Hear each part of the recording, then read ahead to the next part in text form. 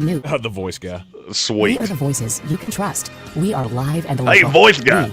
You might be better at this than anybody in this building that's not named Tank or me. You depend on your local radio stations. Message and data rates may apply. You may receive up to 4 messages a month, and you may text. Now I got push it stuck in my head. This message furnished by the National Association of But push it real good. Push it. Statewide.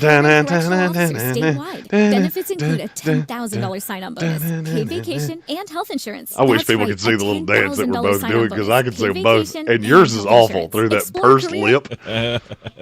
God, you look like every girl I tried to avoid in a nightclub. That was terrible.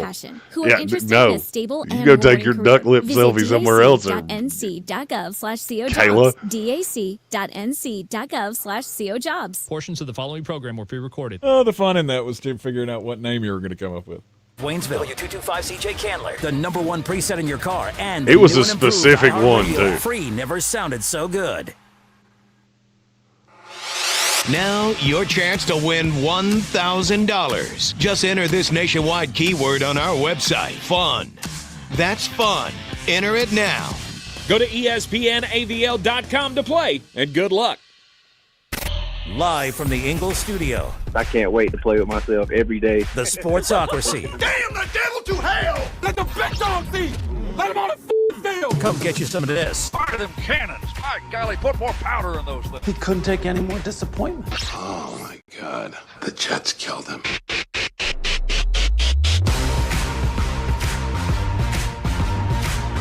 It is ESPN Asheville, 92.9 FM, 880 AM, 1400. The Sportsocracy is heard everywhere you go on the iHeartRadio app, and we are seen everywhere on YouTube. Just go to thesportsocracy.com, click that live video link, subscribe to the channel so you can join us in the chat for today's program, which is, of course, a Mock Draft Monday.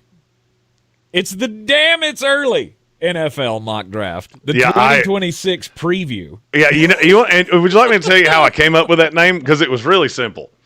I went through, so we were off for 5 days. I was supposed to sleep for the vast majority of that. Yeah. Instead, I was in my office on Thursday watching tape of 2026 guys. And at one point at about 2 o'clock on Thursday afternoon, I went, damn you to the bad place. Why am I doing this right now? And I realized it was you that did it because I don't do mock drafts this early, but we're gonna. Yeah, absolutely. This is the opportunity to plant the flag before the season begins or any of all the things. Like I want to have the picture. I want to be able to give the audience a better picture of the recruiting class coming into the draft, because I feel like this is one of those things that we just kind of pick up, 3 months before the draft, 4 months before the draft, something like that. Do you have a mouse in your pocket right now? Because there's no we in that.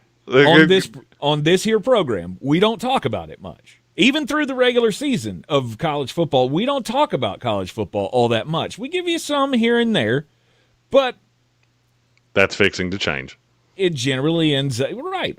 Like I was kind of doing the postmortem on the draft last week, and I thought, I think we need to do more of this, more to prepare people for what's actually coming. And this way, we'll all kind of have the frame of reference of, oh man, remember when that guy was at the beginning of or was at the top of the mock drafts, and now he's at the bottom, or he's in the second round or third round or whatever. The season was that bad.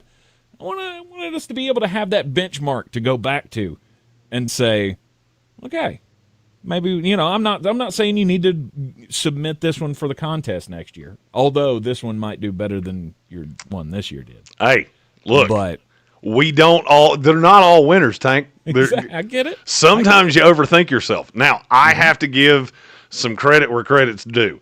Bill Workman, who will have a way bigger role in NFLDraft.net in 2026, is the only reason that this is happening. Mm-hmm. Let me tell you why. You think I'm a witch. He sent me a list. He's got a formula that I am super intrigued to drill down into over the course of this year. He sent me his top, I think it was 290 for next year. And I went, I don't often say what I'm getting ready to say. I think you might be crazier than I am. 290. So he's done. He's the only reason that this is happening. Because I used his list, I compared it to my summer scouting notes from last year, and then some notes that I took over the course of the year. Okay. So I did discover some very intriguing things about this next draft class, one of which is there are no Georgia Bulldogs in it, and that caught me off guard. Well, you get so used to having, 4 solid, top first 2-round selections year in and year out from dating back, it's got to be like 5 years. And you had 0.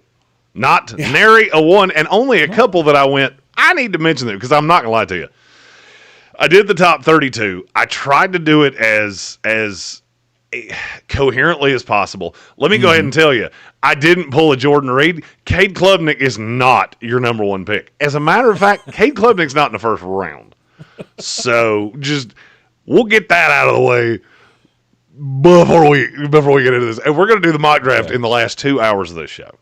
Yes. I also have to be the first one that I have heard to say the New Orleans Saints may get put in the most uncomfortable situation in the history of time.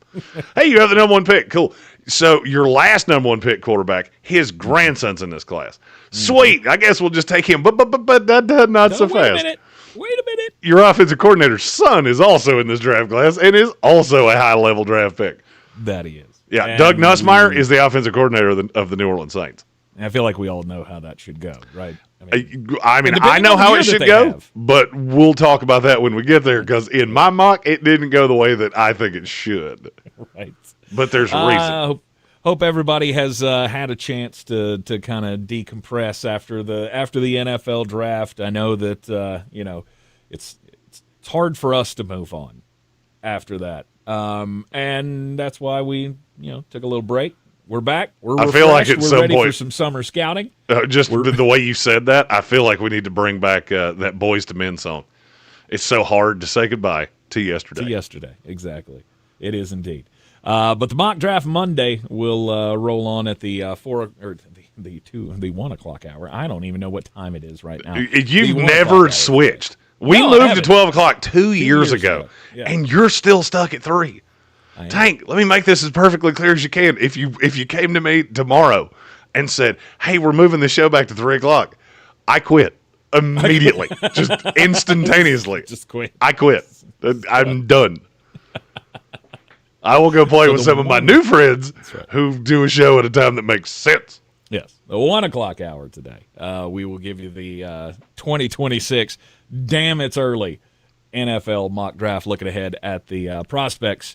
For 2026, we have our first super chat of the new season.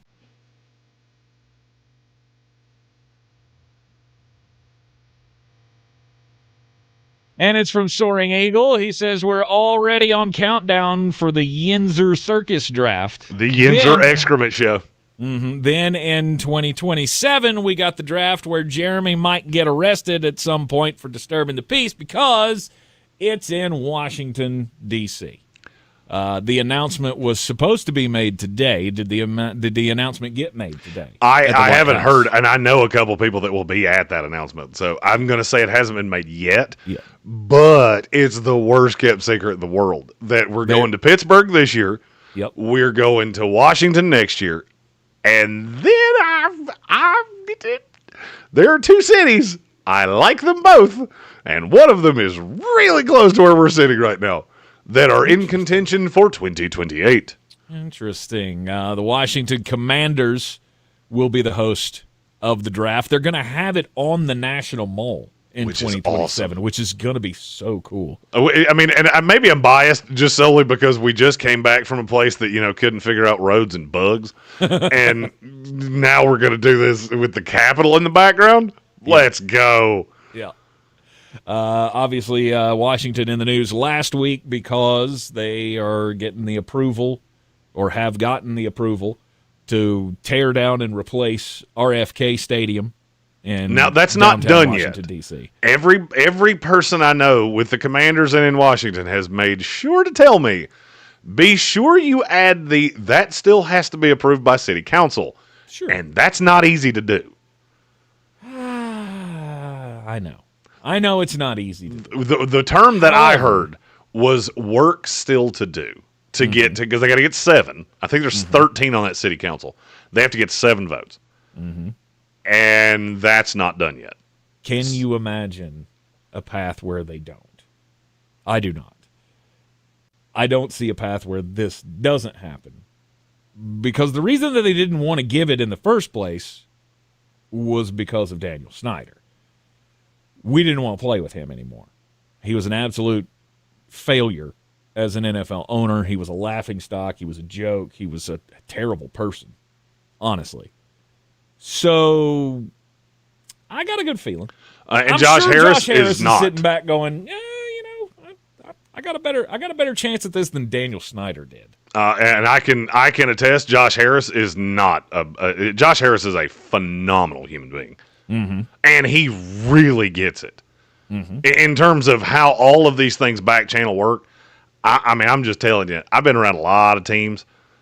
That one, if I was a true, honest to God Commanders fan, I would be so insufferable right now.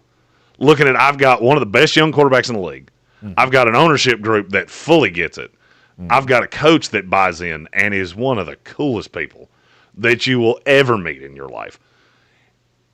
I wouldn't know. I've never been there. As a Jet fan, I've always had one but. Yeah, we got Rex Ryan, and he's fun, but he's got a foot fetish, and he also has a Mark Sanchez fetish. Right.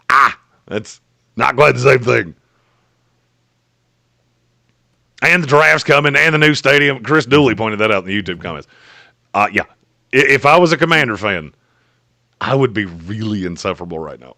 And with the new stadium, you're going to end up getting a Super Bowl out of the deal. It's always bad when the commissioner of the NFL has to go, well, the only thing missing is the new stadium. And then he almost looks at the camera, circa 1990 sitcom of, what are you going to do now? Yep. The Washington, D.C. area, the one thing that they don't have that every other major metropolitan area has now is a shiny brand new stadium. So how could you say no? But still more work to be done officially. But I got a feeling they're going to get it. But the draft being held in Washington, D.C. for the first time since 1941 when they just held it in a broom closet, I think, in a hotel. Yeah, they actually did it in hushed tones, and they just came out and told you who everyone drafted. They had to plan for 15 weeks ahead of time to get all of the train schedule worked out, to get all of the prospects there. No. The prospects were brought in by horse. It could be very, very cool. But next year is going to be in Pittsburgh. That's why Jeremy calls it the Yinzer Poo Show. Yinzer Excrement Show. Mm-hmm. That's my official dubbing of it. That's what we're going to call it. That's its name, because I can't say what I really want to say, which is all of the people that I've met over the years between Pittsburgh, West Virginia, that entire area. They're all going to convene, and y'all that make this trip with me are going to learn today. Mm-hmm. Tank may die. We may actually, Tank may try to keep up with us one night, and then we have to bring him back in a box. Not because he's dead, just because he hadn't woke up in 4 days. Right. Having it on the National Mall will be really cool. Pittsburgh, I don't know much about Pittsburgh, so, I mean, is there like a huge open park there? Because remember when we went to Detroit, it was in Marsh's Park. It's down on the water. I can tell you exactly where they're holding it. I haven't had that confirmed, but I can tell you exactly where it's going to be, and it's going to be awesome. Okay.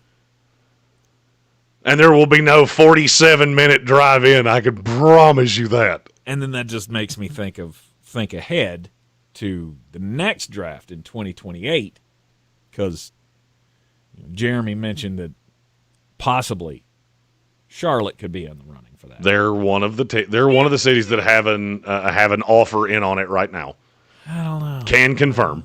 I don't know if we're ready. Oh, I'm 100% we're ready. Charlotte, you ought to. The best way this could possibly go for at ESPN Draft Nerd, this mulleted idiot right here, we go Yinzer Excrement Show, Washington, D.C., Charlotte. You think I'm bad now? Put the draft in those three places 3 years in a row. Right. Don't believe me, just watch. I'm trying to think where you would put it in Charlotte. And I don't know, I'd have it at the stadium.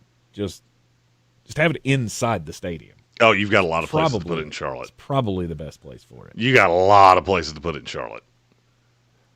Do you? Oh, yeah. All right. Do you realize where we just did a draft from? I mean, you drove 26 hours. I would think you would know. Oh, yeah. They made that work.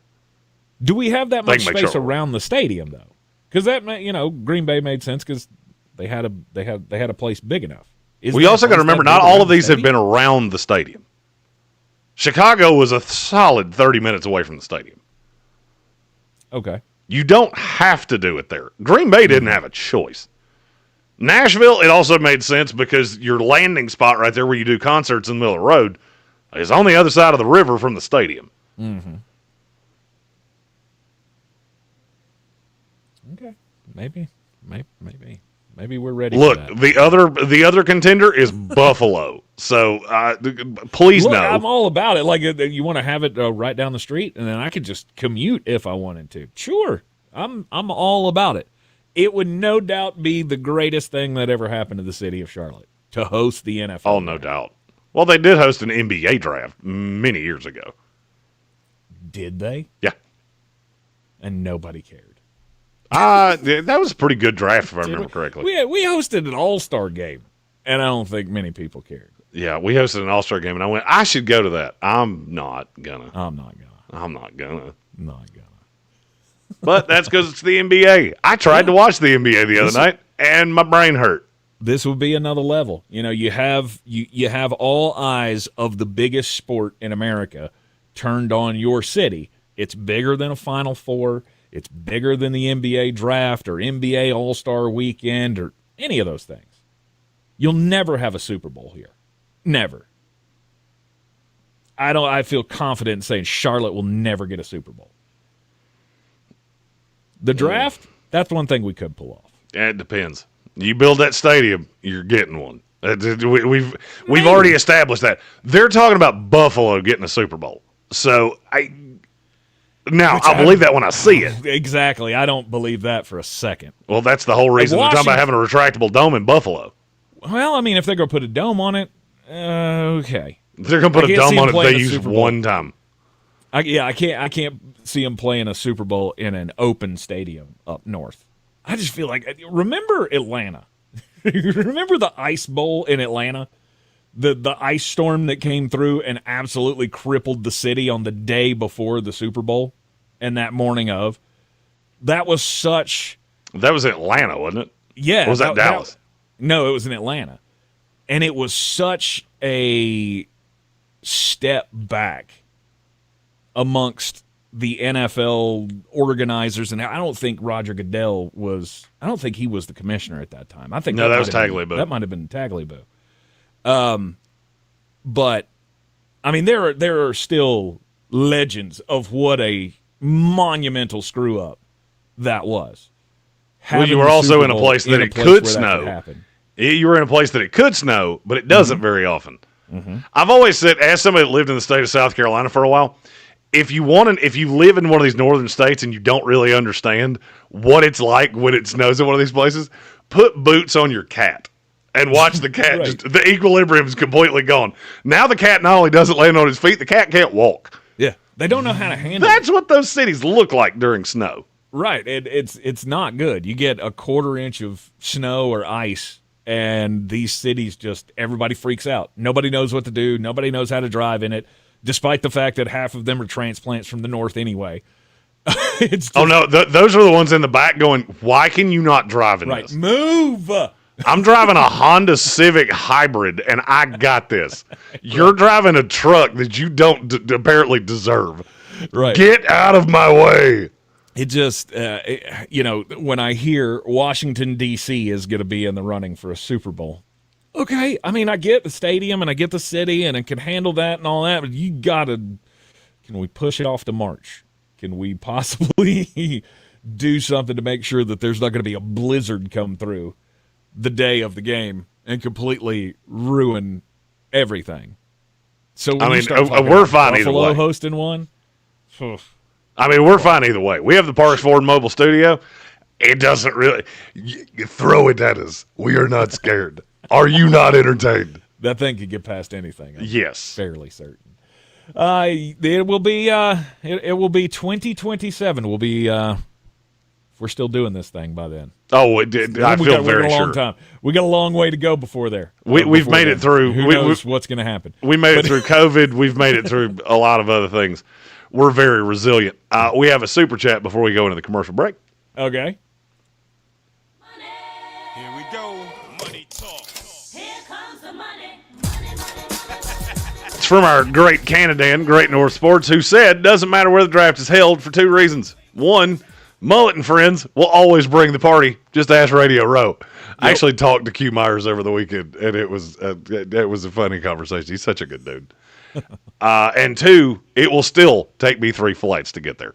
Yes. If we flew, it would probably take us 3 flights. Because Asheville flies direct to like 6 places, and 5 of them don't really matter. You go direct to Fort Lauderdale. Why? Yeah. Why would I want to? I've taken that flight like 10 times. Again, congratulations to Washington, D.C. Going to end up with the NFL draft in 2027. Of course, the next NFL draft, 2026, will be in Pittsburgh, Pennsylvania. You're in the Sportsocracy, and this is ESPN Asheville. What's the best place to reach new customers for your business? Wherever they are. You're clear. You can be. Patrick Holt has a good point about Washington. They have public transit in Washington that they don't really have in Atlanta. Your next customer is listening. And not only can we get your message to... That's true. We can also show you how it's Atlanta working has in real time. the MARTA. That goes for broad brand which is and the greatest place. If you want to die, it is a great place to die. Today at iHeartAdvertising.com. That's iHeartAdvertising.com. Hello, I'm John Lithgow. We choose to go to the moon. I want to tell you about my new fiction podcast. You want to announce the things here, and then we'll go to another break, do outside, and then talk about Nussmeier Arch at 1. You think you know. This is the story. Yeah, we can do that. 10-4. Buzz, starring me, John Lithgow. Listen to Buzz on America's #1 podcast network, iHeart. You mean until 1. Buzz to start listening. Looking for something fresh on What did Thursday I nights? say? You said at 1. At 1, we're starting the draft, right? Yeah, I thought I said until 1, but that's what I meant. Spotlight. I'm just making sure we're clear.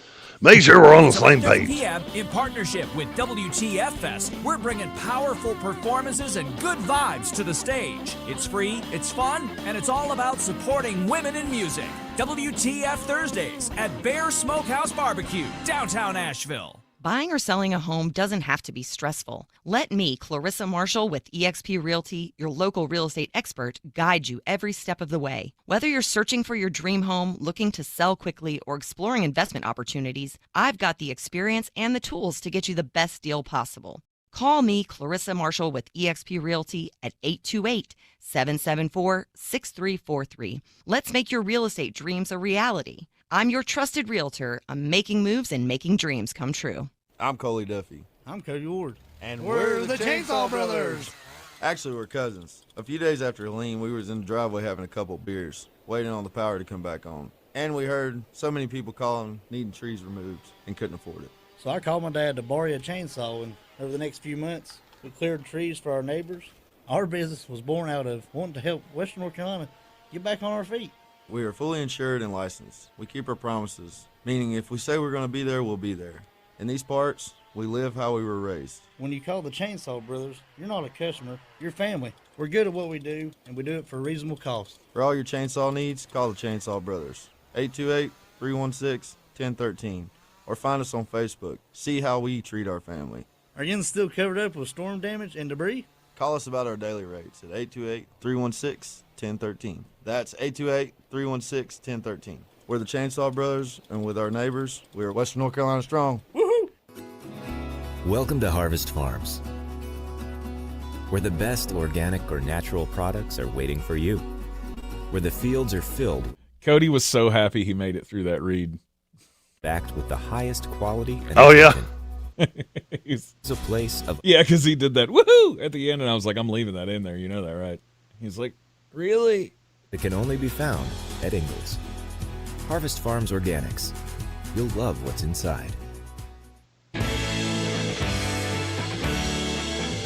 The Sportsocracy. These guys are a f***ing disgrace.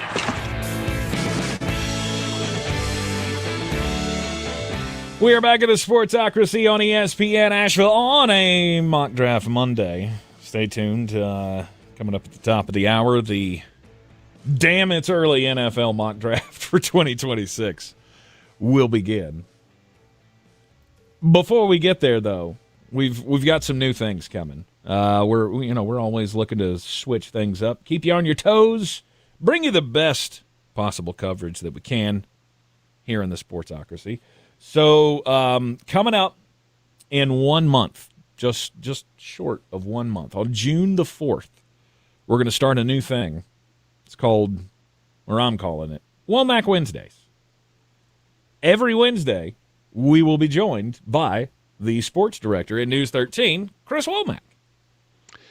So we have always kind of come at this from an angle of I'm an NFL guy. I'm an NFL guy. I'm a college football guy.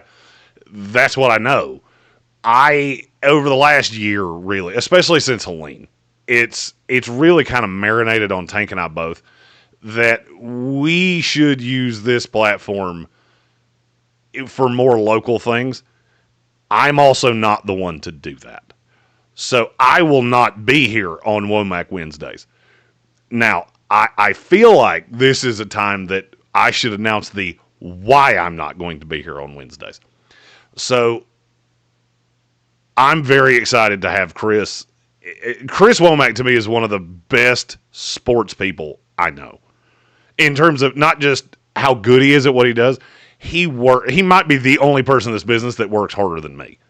And that's not me being egotistical. That's me saying how aggressive Chris goes at all of these things, going all over the area to cover everything in this area as in-depthly as humanly possible. What Chris doesn't really get the opportunity to do is show you the guy that he is behind the camera. News, and Tank, you can probably attest to this better than I can. News does not really give you the opportunity to show personality. The news is the personality. Chris has one of the best personalities of anybody I've ever met. I think he's one of the funniest dudes you'll ever meet. He works his ass off, and I'm very excited for him to come in and do this. He is very excited for this. We met last week, and as soon as it was mentioned to him, he went, I want to do this. We had to cross some hurdles, but I want to do this. I'm very excited that's going to happen. Now, here's why this was brewed through the head. Tank came to me after the draft and said, we have to find a way to take a little bit of the weight off of you. And I went, cool. I actually just added 2 new things that I'm going to do in the new year. And I hadn't told you yet. So I'm going to do a podcast by myself that is NFL draft centric once a week. It will come out on Wednesday mornings. It will get more, it'll be close to a daily thing by the time the draft rolls around. Something Tank and I talked about a lot was we don't do enough college football. And we talk a lot about the draft, but as you said, we just kind of parachute into it in January for the listener when we go to the Senior Bowl. And then Jeremy has to cram in 140 guys that go to the Senior Bowl in 2 weeks. I don't do that.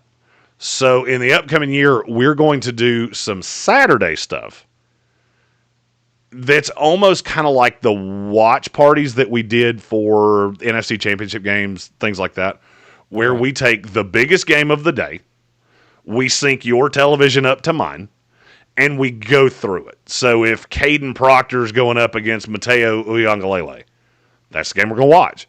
Mm-hmm. And I'm going to give you breakdowns on players. It's not going to be play-by-play because I can't do play-by-play. But on enough of a delay, I can go through the plays and things like that. And so we're going to do that on Saturday.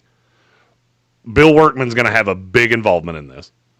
Bob Brown he was really kind of I won't say he was the onus of it. He was the one that confirmed to me something we had already discussed doing was going to work.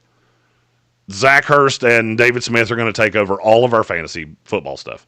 Tank and I just, Tank was worried about taking some of the load off me. I was worried about taking some of the load off Tank. Because right now, Tank is not just the duct tape. He is the duct tape, the bungee cords, the ratchet straps, the screws, everything else that is holding that building together. Yeah. So I'm very excited. We've got some other elements that I'm not quite ready to announce yet. I'm still working on all of those. But just know in the fall there will be a Saturday element. There will be a weekly draft element that will start the same week that Chris comes in. And I'm so excited to get this logo, this Beer City logo that we've had forever, actually doing some Beer City things as well. We didn't not do that because we didn't want to. We didn't do it because I never felt like we were the two that should be doing that. Chris Womack and Tank are the two that should be doing that. Yeah, Tank's been doing high school football here for 20 years. Mm-hmm. It's going to be a lot of fun. See what Chris and I can come up with. It'd be a great chance for Chris to feature things that he's doing on News 13. Great publicity for him to get everybody involved in his their little pregame show that they're trying to work up for the football season. I know they had a couple of those last year, and that's Chris told me he's been trying to work that into a routine thing. So whenever they do special stuff like that, we'll give him a platform to get that out there as well. And there are a couple more layers to this that we can't quite talk about yet. I'm hoping to have all of those things buttoned up by June 4th. Excellent. But we're working in concert, and that's look. One of the things that's always blown my mind. We got so many talented people in the city. There's not a ton of crossover. And I will say, with all of it, this was something that could have been really hard to pull off. They made this really easy to pull off. Mm-hmm. So June the 4th, mark your calendars for the very first Womack Wednesday. Myself and sports director for News 13, Chris Womack, each and every Wednesday, starting on, again, June the 4th. You're in the Sportsocracy, and this is ESPN Asheville. ESPN Asheville. Yeah, we're clear. Thank you. Your mountain weather forecast. Cool afternoon with partially sunny sky. Upper 60s should about do it with a few showers around, especially later. I do think some of us will get wet as we go through the evening commute. Tonight, some clouds around. The fog will settle in by morning, mid-40s. So fog early Tuesday, then mostly sunny. Beautiful day. Highs will be in the low 70s, and a change of showers Wednesday in the afternoon, low 70s. From the Weather Channel, I'm meteorologist Ray Stajic. This report is sponsored by Mattress Firm. Don't postpone better sleep. Shop Mattress Firm's Memorial Day sale now. Upgrade to a premium bed from a curated selection and take your rest to the next level. Don't miss out. Visit Mattress Firm today. Get matched. Sleep at night. Some people just know they could save hundreds on car insurance by checking Allstate first. Like, to check you have your phone first, before the cab pulls away. Hey, thanks, man. No, wait, my phone! Come back! It's got my boarding pass, credit cards, phone numbers, my life! Come back! Checking first is smart. So check Allstate first for a quote that could save you hundreds. You're in good hands with Allstate. Savings vary. Subject to terms, conditions, and availability. Allstate Fire and Casualty Insurance Company and Affiliates, Northbrook, Illinois. It's me, Olay Indulgent Moisture Body Wash. I see those dry elbows, baby. But don't worry, get moisturized right in the shower. So hydrated you can skip the lotion after. Don't wanna see it dry no more. Skin so moisturized with body wash. Look at you now, no more dry skin. Your skin gets the moisture it craves with Olay Indulgent Moisture Body Wash. All about the presets. That is the best new feature. It's like a car radio right on the app. There's a list of what's trending. There's all the podcasts. I love it. Get in on what everyone's talking about and get the new and improved free iHeartRadio app today. iHeartRadio. Looking to buy or sell in Western North Carolina? At Clarissa Sells WNC, we're proud to be the #1 real estate team in Buncombe County, selling over 100 homes in 2024. We represent both buyers and sellers, and with a personalized approach to meet your needs. At Clarissa Sells WNC, real estate isn't about properties, it's about people. Call me today, Clarissa Marshall, at 828-774-6343. When it comes to real estate, we're here for what matters most, you. Mountain Graphics and Showtime Sports have teamed up under a new local owner to serve our community with the finest custom apparel and unique branded items at the best price. Mountain Graphics and Showtime Sports can customize whatever you, your team, or your local group may need with high-quality screen printing, embroidery, and laser engraving. Visit mtngraphicsavl.com or showtimesportsavl.com. That's mtngraphicsavl.com or showtimesportsavl.com for your local one-stop custom apparel shops. At Ingles, we know that fresh means local. The best ingredients don't come from a world away. They come from your own backyard. From the farms we support, to the stores we love, to the tables you treasure. What's your Ingles, outside we're story? with you every step of the way. Portnoy. Every day. That's the Parks promise. Did you hear the story about the flag in the bar? This is JW JW that I'm interviewing within a General week. Manager Yeah, I at heard Parks that. Ford Hendersonville. Yeah. Parks promise today at parksfordhendersonville.com. That's parksfordhendersonville.com. Boy, you must be outside your mind. The Sportsocracy. Just a bit outside. He tried the corner and missed. We are back in the Sportsocracy, and it is ESPN Asheville. Time to get just a bit outside, and sometimes people do things that make you just think, man, you know what? I wish I could shake that man's hand, or I wish I could pat that man on the back for doing a hell of a job. And today the subject of the story is Dave Portnoy, El Presidente, from Barstool, the Barstool founder. If you did not hear the story, so over the weekend, social media videos went out about a anti-Semitic flag or sign that was posted up in one of his bars. So it's a VIP. Mm-hmm. When you buy VIP, there's a mezzanine up over. It's like it's like the marquee at a movie theater, and you're allowed to put up there whatever you want to. Mm-hmm. Which is an error in judgment, and you're about to see why. Yes, because the sign was engineered to say anti-Jewish things with some profanity mixed in as well. Of course, this went noticed by a lot of people and started making the rounds on social media. Well, Dave Portnoy, you know, he's got a massive empire. Right, the guy can't. He no clue what's going on inside the inner workings of every place at every moment that he has financial backing with. So he finds out about this and he goes ballistic. He does one of his emergency press conference things on social media that he usually does when something big happens, and he first came out with "This is ridiculous. I've been shaking for 2 hours. I can't believe anyone would do this." Obviously, it was very profanity-laced, so I can't quote what was actually said. Yeah, we can't But play if the you- audio either because Right. it would just be one great big beep. Right, but if you know Dave Portnoy, then you can guess how he reacted to this if you haven't seen the video. So he started talking about of finding out who these people were, roasting them, just making sure that they were basically canceled and all this kind of stuff. But then more thought came about, and he backpedaled. Normally, backpedaling is something that we can, oh, really? You're not going to stick to your guns kind of thing? But in this instance, I actually agree with him.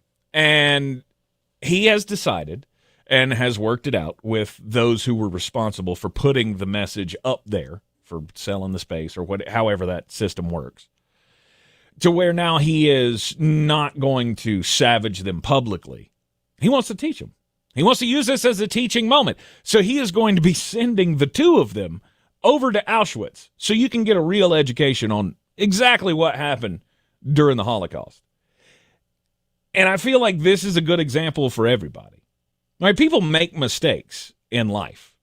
right? We can do stupid things if we're kids. I don't know who did this. I don't know who put the sign up there. I don't know who was behind it, whose idea it was. It was a bunch whatever. of kids that look like they're about 22 years old. I saw the video. It was college kids. It was like right on Temple University's campus is where the bar is located. So they've already been sanctioned by the school, and the school has suspended some of them. I think one of them got expelled. But rather than going through the process of destroying people's lives, which Dave Portnoy could do in a heartbeat, with all of the followers that he has on social media, if he really wanted to, he could destroy lives. No doubt. But he thought better of it. And I got to give him props for that, because this should be a teaching moment for everybody. I wish everybody could be this way. I wish we could use every stupid moment as a teaching moment, rather than you did something stupid, so now your life's over. Now we have to blast you on social media. Now we have to put your name out there. Now we have to, dox you, so to speak, put your address out there. People are swatting you at home, all because they didn't like something stupid that you said on the internet. I wish this is the way we could do all things. I'm a big Portnoy guy. I think Portnoy does a lot of things the right way. Yeah, Portnoy definitely did this the right way, and I wanted to give him props for it. I have two stories. One is I cannot bypass a crazy stat when I see one, and we'll get to that in a minute. The other is about Abdul Carter. Abdul Carter's a young man that was just drafted number 3 overall, the NFL draft, and all he wants is a number to wear, and he can't find one. He asked Lawrence Taylor. Yeah. Seriously. He asked Lawrence Taylor if he could wear his retired number 56, which Lawrence Taylor shut down quickly. He said, I know he would love to wear that number, but hey, I think it's retired. Get another number. I don't care if it's 00, then make it famous. Solid. I think retiring numbers is stupid, but that's just me. Well, then he went to the number he wore in college, which was 11. Small problem with number 11. It's retired too. By Phil Simms. Aha. Phil Simms initially said, yes, I will unretire the number and you can wear my number 11. And his family shot him down. Oh, really? His family told him, do not unretire that number for Abdul Carter. This is according to Gary Myers, very famous reporter in New York. So now he still has no number. No, because he can't just be one, because that's Malik Neighbors. Yes. And they already unretired that number for Malik. So, by the way, this is why it's stupid to retire numbers. You can put a number up on the wall. Retiring it is dumb. Because now you've basically told your number 3 pick, hey, you figure it out. And is this a huge deal? No. No. But numbers are consequential to guys. Look, I wore the same number in every game I ever played in. Basically my entire life. I think I played maybe 2 seasons that I didn't have 13 on my back. Now, that started because I was the fat kid, and the big numbers were reserved for the bigger sizes. So I wound up getting that number every year because I was the biggest kid on the team. I think it's dumb. I've always thought it was dumb. I look at teams doing it going, you do realize you can run yourself into a problem here if you're not careful. The younger generation has to know that they're not the first. And somebody came before you. Yeah, well, you're going to run out of numbers at some point. You have 90 guys on a camp roster. And I have 5, 6 numbers that get retired. Because it's only a select few that we retire numbers for. Most of the time. Oh, let's play this game. How many numbers have the New York Giants retired? 14. 1, 4, 7, 10, 11, 14, 16, 32, 40, 42, 50, 56, 92. You have 53 guys on the roster.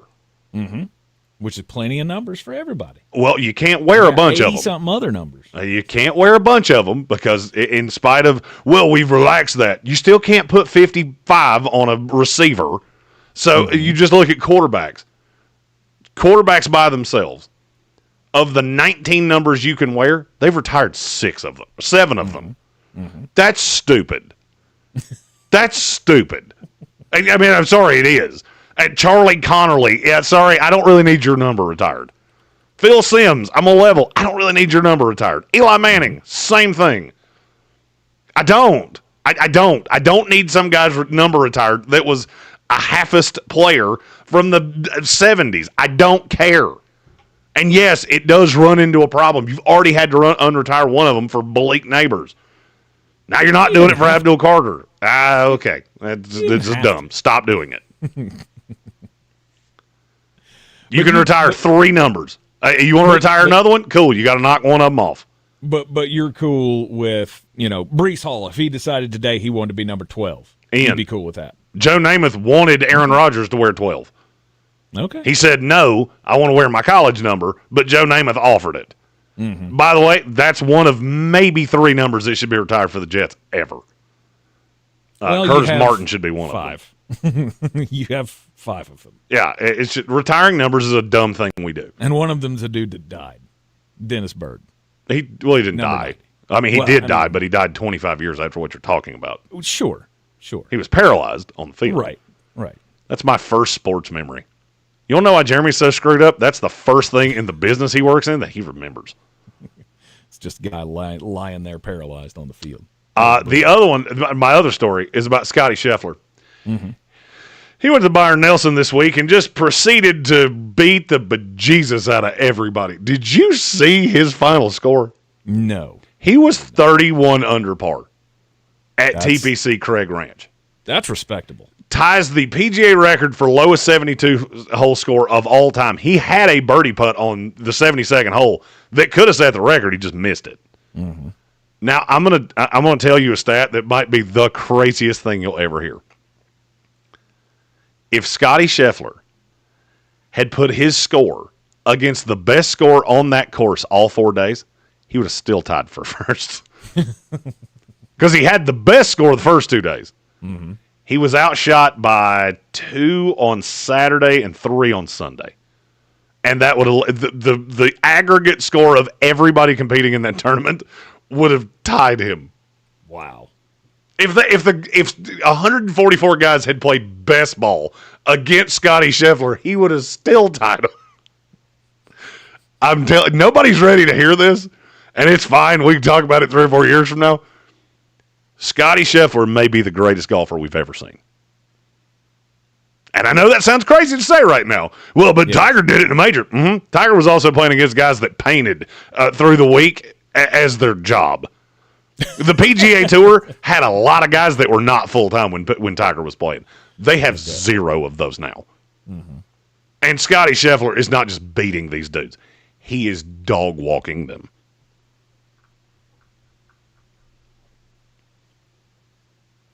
I don't think we're ready to have that discussion. That's fine. You don't have to be ready. I don't think anybody's ready to have that discussion. Yeah, that's fine. Hey, Tank, how many of these discussions have I been 3 years ahead of? Oh, sure. It's fine. I'll be 3 years ahead of this one, too. I hope it sticks. I really hope it sticks. I mean, look, golf is weird. Guys can get in their heads. Scotty Scheffler is a machine. Mm-hmm. I mean, an absolute machine. No By the doubt way, about it. do you know how old he is?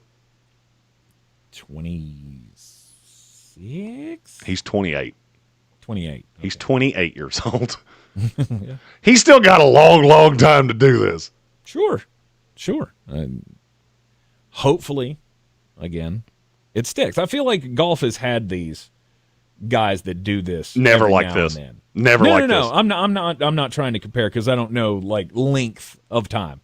But there's always the next guy. Like at one point, Dustin Johnson was the next guy.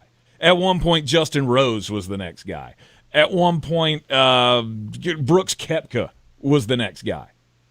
And due to, bad play, injuries, whatever, down the stretch, they kept it up for a couple of years. Maybe. Yeah, you chose some interesting names there.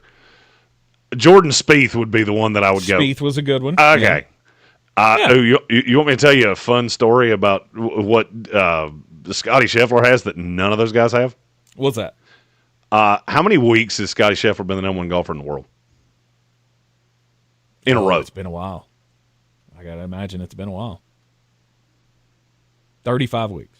103. 103 weeks. Yeah. Do you know how many golfers have ever been world number one for longer? Probably Tiger. It's Tiger, and he did it twice. Mm-hmm. Tiger did it for 264 weeks from 99 to 04, 281 weeks from 05 to 2010. Right.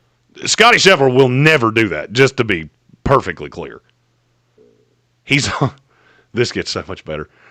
From February 12th of 2023 to now, so little over 2 years. Grand total, he's not been number one for 9 weeks. That's pretty impressive. 138 of the last 145 weeks, he's been the world number one. And had done it for 30 weeks before that. John Rahm was the only one? John Rahm's the only one that's passed him. When he won the Masters, he passed him. Mm-hmm. Yep. And I don't remember how the other one. I think Scheffler didn't start until later in the year. He didn't play a bunch of those early events and he got passed. He's an unbelievable talent. He's out of this world. Yep. And he's doing it against the best and the brightest that we have. Mm-hmm. All right, we got a couple of super chats that we need to get to here.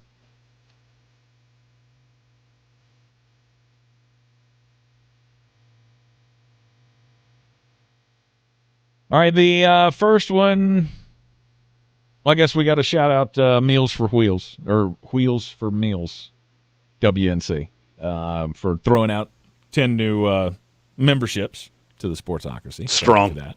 Yep. Strong Meals for Wheels, or Wheels for Meals. I swear I'm going to get that right. You say it the other way so many times, it's hard to go back. We got one from Great North Sports.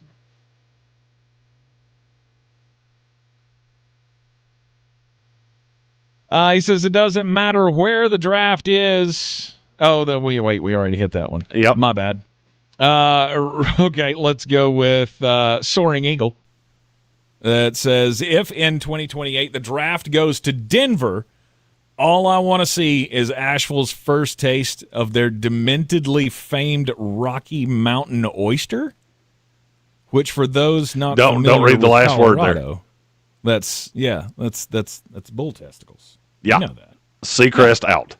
Yeah, no, I'm not. I will enjoy a famed chicken nugget or a nice slice of pizza. Yeah, I can't go down that path. I don't understand why people eat weird things. I'll never understand that. Like, do you think it makes you cool? Hey, look, you know what I had for lunch? Bull stuff. That's what I had. I had the baby box off of Bruno over there. Oh, it's one of those things. Oh, it's a delicacy. Where? Because it's not here. Because here you're eating, those things. You know what's danglers. A delicacy? I don't want to eat danglers. I want to eat like actual, like a steak. I don't want those. Those are supposed to be leftover parts. You know what a delicacy is? A nice New York strip that you can get from your local Ingles supermarket. Low prices, low savings. Mm-hmm. Yeah, That's a delicacy. I'm not doing bull balls. Bruno's boys is not. That's not something I'm sorry. You know what I will eat though? Bear bowls. I knew it was coming. That's what I'm all about. Because nobody does balls like Bear Smokehouse Barbecue, downtown Asheville. 135 Cox Avenue. They also have another location inside Sweeten Creek Brewing on Sweeten Creek Road. And, they do balls like nobody else. And these aren't going to really make you gag. They're actually balls that you want to eat. Because it's one of the greatest inventions of all time. Mac and cheese, cornbread, pulled pork, all mashed up, deep fried, and you add cheese sauce and bacon on top of them when they're served. They come out piping hot, and they're the best balls you'll ever have. I can promise you that. Unless you're a fan of the Moink Bowl. And then the bacon-wrapped meatballs that they also serve at Bear Smokehouse Barbecue. Maybe that's more your speed. I first fell in love with the Moink Ball, and then the Bear Ball came and kind of changed the game for me. It's the reason that they are the official barbecue of the Sportsocracy.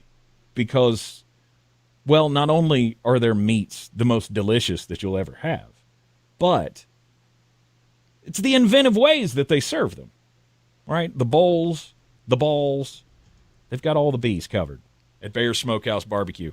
135 Cox Avenue in downtown Asheville, also inside Sweeten Creek Brewing on Sweeten Creek Road. Check them out at bearsbbq.com. We'll be right back, and it will be time, my friend, for the too damn early NFL mock draft for 2026. ESPN Asheville. And we're clear. You're frozen there. Cool afternoon Butternuts. with partially sunny sky. Upper 60s should about do it with a few showers around, especially later. I do think some of us will get wet as we go through the evening commute. Tonight, some clouds around. We're going to get wet. By morning, mid-40s. Because of the balls. Like Tuesday, then mostly sunny, beautiful day. Highs will be What is wrong with 70s. your camera? And a chance of showers Wednesday in the afternoon, low 70s. My computer died. Of course it did. This report is sponsored by Dairy Queen. Get big summer flavor in every bite with the new DQ Summer Blizzard Treat menu. Featuring new mixing bowl mashup, fan-voted s'mores, and more. For a limited time, right now at DQ. Happy tastes good. At participating locations. How do you spot the all-new Nissan Rogue Rock Creek? Here's a hint. It's got all-terrain tires, a tubular roof rack you can't miss, and it's tough inside and out with lava red detail. You'll also find it in its natural habitat, climbing mountains, attacking rugged trails, and never backing down from any adventure. The first ever Nissan Rogue Rock Creek. Intelligent all-wheel drive cab-driven collisions are providing enhanced traction in all conditions. Always monitor traffic and weather conditions. Always secure cargo. Heavy loading of the vehicle with cargo, especially on the roof, will affect the handling and stability of the vehicle. Shopping with your parents can be embarrassing. Why would they sell jeans with holes in them? I'm going to speak to the manager. Mom! That hoodie is giving. You should get it. YOLO. Thanks to the Chase mobile app, your kid can shop independently while you keep an eye on their spending. So you can go from... Okay, we should be back. ...to... There you are. How was shopping? Saw you stayed on budget. There he is. Freedom for kids, control for parents. That's family banking from Chase. Account subject to approval. Chase mobile app is available for select mobile devices. Message and data rates may apply. JP Morgan Chase Bank N.A. Member FDIC. What? All the budget has to be used now? And we can use all the media buy? Javier's marketing firm just got its dream funding. Okay, ideas. Bobbleheads. No. T-shirt cannon. Let's see. I seriously need some help here. He needs to find marketing managers who are worth every dollar. I need Indeed. Indeed you do. Sponsoring a job on Indeed gives it a visibility boost, so you can hire faster. Redeem your $75 credit at Indeed.com/credit. Terms and conditions apply. Summer is better with True Green. Get the best lawn at the best price. For a limited time, get 75% off your first treatment. Don't wait. Sign up at truegreen.com today and let the pros handle the work while you enjoy the results. Restrictions apply. Bear's Smokehouse Barbecue in Asheville has two things that all Sportsocracy fans crave: bold flavors and big portions. Oh, yeah. And they've got the balls. Bear's famous bear balls are packed with mac and cheese, pulled pork, cornbread, and deep fried and then topped with bacon and cheese sauce. This is the place to be. Live music on Saturdays and the first Sunday of every month. They partner with the Guitar Bar to host Mr. Jimmy's Barbecue Blues. Bear's Smokehouse Barbecue in downtown Asheville and South Asheville. At Ingalls, we know that fresh means local. The best ingredients don't come from a world away. They come from your own backyard, which is why we rise to the challenge of providing the freshest items you'll find anywhere. Getting our foods from the farms we support, to the stores we love, to the tables you treasure. Ingalls, we're with you every step of the way. The Sportsocracy. You are a regular nuclear meltdown. You better cool off. This is J.W. Whitley, General Manager at Parks Ford of Hendersonville. Our purpose, to improve lives with every interaction. Nominate your Parks Community Hero today at parkscommunityheroes.com. Like Trent and Doug, whose first instinct was to fill their trucks with supplies and drive to the hardest hit areas in those first hours. Like Eric, who hosted the football team to support their neighbors and begin the cleanup efforts. Nominate your Parks Community Hero today at parkscommunityheroes.com. That's parkscommunityheroes.com. Experience the Parks Promise today at parksfordhendersonville.com. Keep me honest on time because I'm resetting the draft order here. Okay. Got a minute and a half. Okay. I forgot to do this. Every weekday. right here on ESPN Asheville. Because we'll have Looking for a rewarding career PFF with already has stability their and purpose? draft The simulator Department up, of which Adult is Correction is hiring hilarious to me. correctional with a $10,000 sign-on bonus, competitive pay, and benefits. Visit dac.nc.gov/cojobs. Good morning, guys. I just want to warn you, traffic is tough out there. We are here for you to tell you how to keep safe, Everybody who is listening needs to take cover as soon as they can. to provide the music, talk, and sports you love, and to deliver the news that matters to you. We are the voices you can trust. We are live and local. We are America's broadcasters. Text radio to 52886 and tell Congress you depend on your local radio stations. Message and data rates may apply. You may receive up to 4 messages a month, and you may text STOP to STOP. This message furnished by the National Association of Broadcasters. Don't miss the Cold Mountain Music Festival at beautiful Lake Logan in Canton, North Carolina, Friday and Saturday, May 30th and 31st. This year's lineup has Fireside Collective, Melissa Carper, the Shed House Trio featuring Darren Nicholson, Denisha, Fancy and the Gentleman, The Last Rebel, and American Aquarium. Proceeds support the programs of Lake Logan, Camp Henry, and the Outdoor School. And for every ticket purchased, Lake Logan will donate $1 to support this year's participating jam musicians. General admission and camping tickets on sale now at coldmountainmusic.org. Yeah! From the Ingalls studio, WPEK Fairview, WMXF Waynesville, W225CJ Candler, the #1 preset in your car, and the new and improved iHeartRadio app. Free never sounded so good. Now, your chance to win $1,000. Just enter Here we go. wide keyword on our website, check. That's check. Enter it now. Go to ESPNAVL.com to play, and good luck. The Sportsocracy. It fires me up, man. I love it. Say it one more time. The Sportsocracy. Shake it back! Beer City's best sports We got a talk super is- chat to start here, Rod. Yes. I did not forget Red Sea. I pushed it off intentionally. Of dumbassery, live from the Ingalls studio.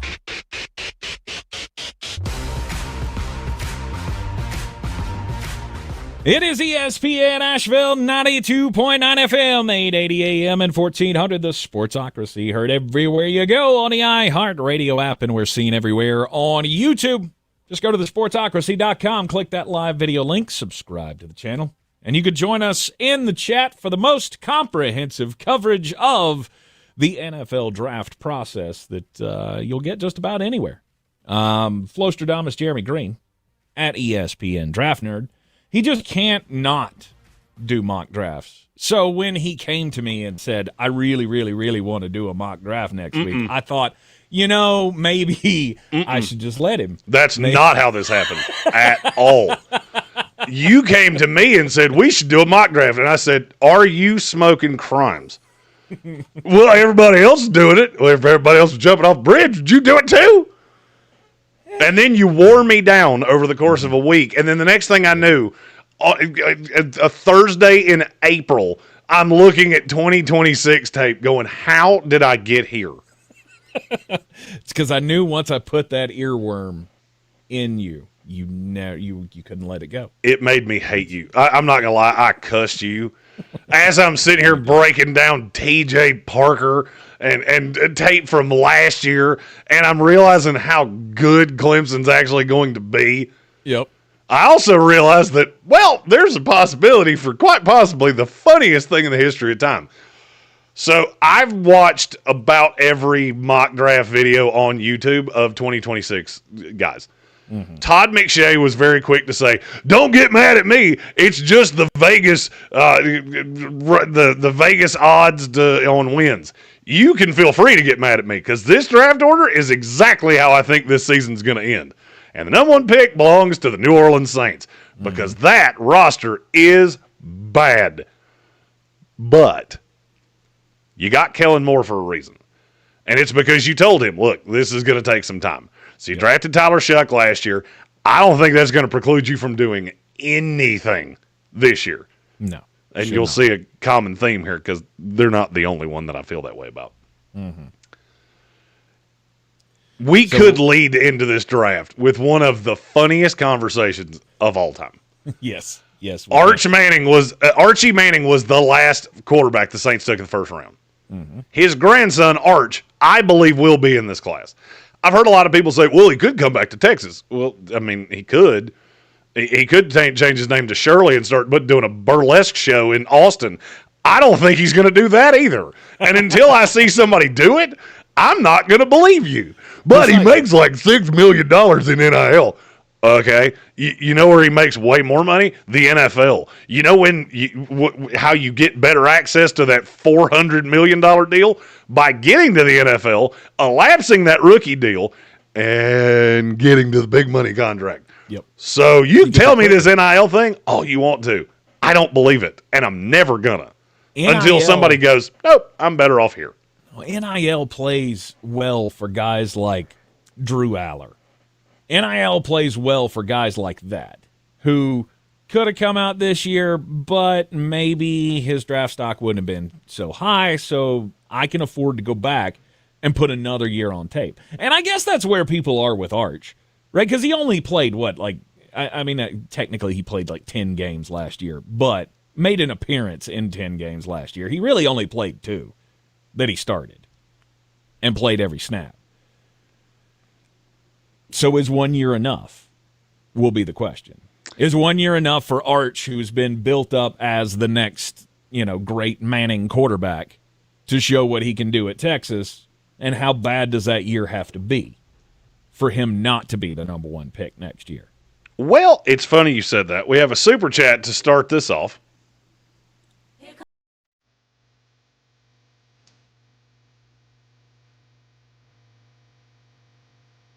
It's from our buddy Red Sea, who said, mock draft time. I don't think Arch Manning goes 1. I think he's in this draft, and I don't think he goes 1. And here's why I say that. Arch has shown in very small doses that he has a lot of it. I have yet to see anything that makes me go, you're the guy that people are going to fall in love with. I also think there is a possibility that some teams view Arch kind of similarly to how they viewed Shedeur a year ago. Not that he's egotistical. I got to be completely sold. Because there is going to be a circus that comes to town with Arch Manning you're not going to get any other way. I also would be remiss if I didn't point this out. Have you looked at Texas's schedule? No. Is it evil? First game of the season, Ohio State. That ain't going to be fun. Then they go through the let's play the fun game of the Little Sisters of Mercy and the urgent care centers that we're going to play for 3 weeks. Right. San Jose State, UTEP, Sam Houston State. Mm-hmm. Then in order, they go at Florida, Oof. Red River rivalry with Oklahoma, Kentucky, who's not going to be fun to play defensively this upcoming year, I have a funny feeling, Mississippi State, a vastly improved Vanderbilt team, at Georgia, Arkansas, Texas A&M. I have a weird feeling with Arch that he's going to be one of those evaluations that we have every year. The people that love him are going to love him. The people that don't are going to point to that Ohio State game. They're going to point to a Florida game, of which, by the way, Florida's not that good. Florida has 4 top 50 players in this class. 4 of them. Mm-hmm. And one of them is a monster defensive tackle that we're going to talk about later in this here mock draft. I think it's going to come down to Kellen Moore. What does he want? And who does he want to lead his offense? I struggle to believe that there is anybody on this planet that is more earmarked to do that than the son of the guy who he had to run his offense. Mm-hmm. So, at number 1, I'm going Garrett Nussmeier. I think New Orleans would take Nussmeier over Arch Manning. I've already seen it from Nussmeier. And look, I'm not the biggest proponent of him. I will tell you this. I went down some rabbit holes talking to NFL people of, look, I know you haven't built the board, but I also know that there was you caught some Nussmeier tape because you were watching whatever the case may be.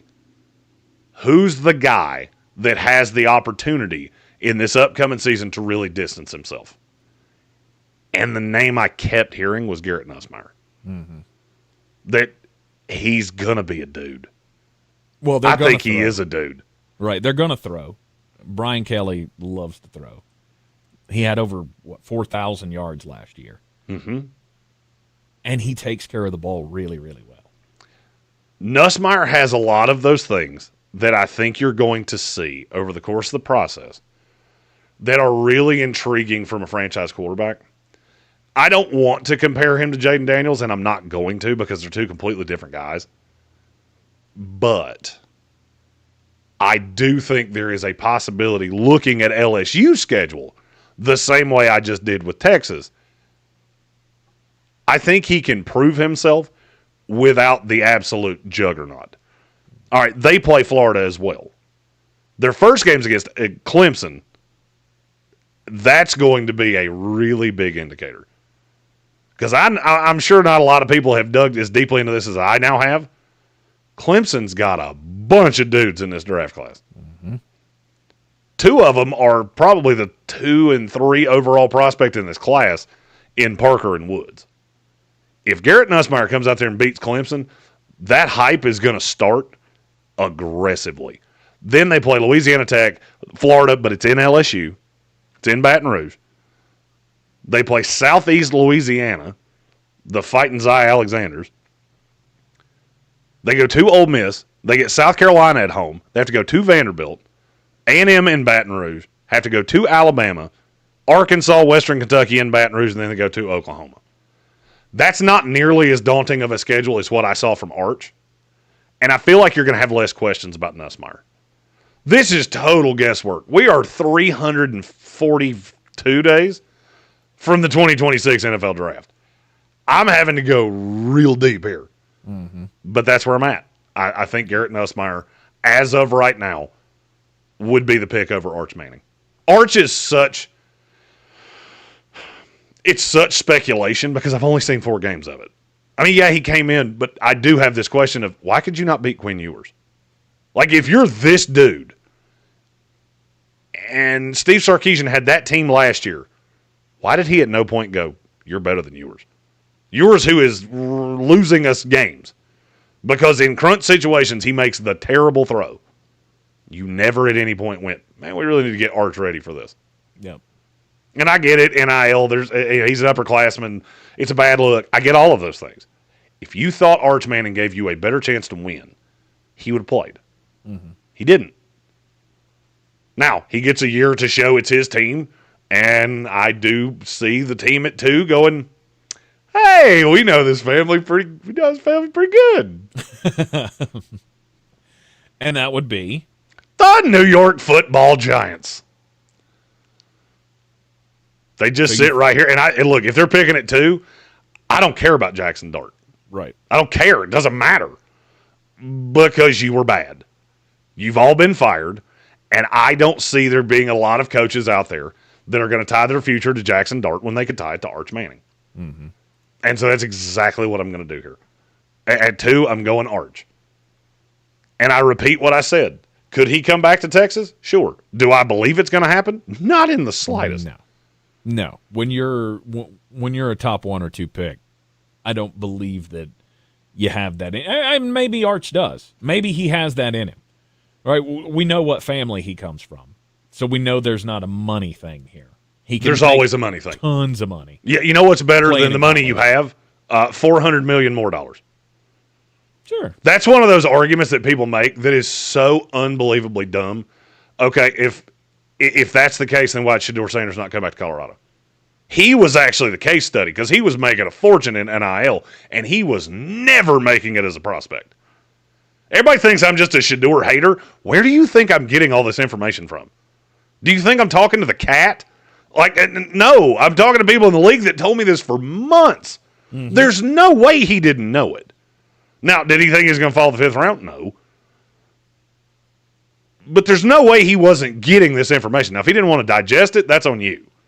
All I can do is give you the information. You do with it what you want to do. Do you think there was somebody that looked him in the eyes at some point and said, you're not going to be a first-round pick? I don't think it. I know it because I can tell you who it is. I'm not going to tell you who it is. But there is a name of somebody that I talked to in the NFL that looked him dead in the face and said, you are not a first-round prospect.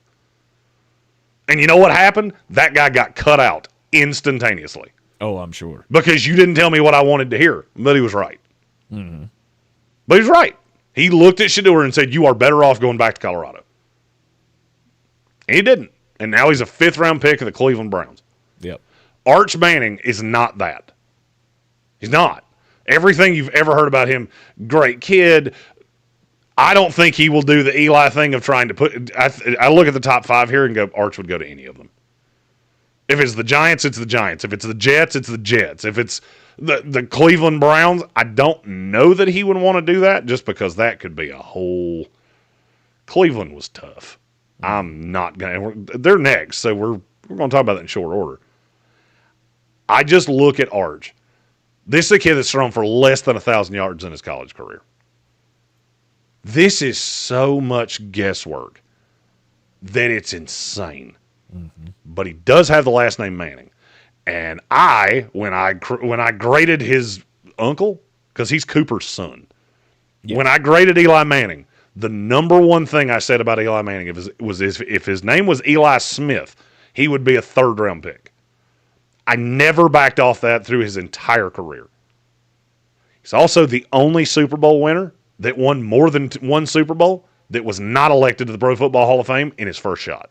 Mm-hmm. Only one. One of one. I think there's a lot more Eli to Arch than people want to let on. He's more athletic.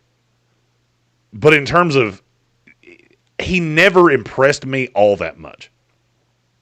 I watched him because he was Cooper's son. He was Peyton and Eli's nephew. He was Archie's grandson. I've never watched him and gone, I fall in love with that. I think he has raw tools. And I think if he can beat this schedule, if he gets Texas to the college football playoff, I'll guarantee you he's top 2 pick in the NFL draft. Because I've looked around that team. They don't have the talent they had a year ago. They still have a dog corner that we're going to talk about in a little bit. But in terms of receivers and things like that, it's going to be a lot on Arch. Yep. So if he's in this class, he will be a top 2 pick.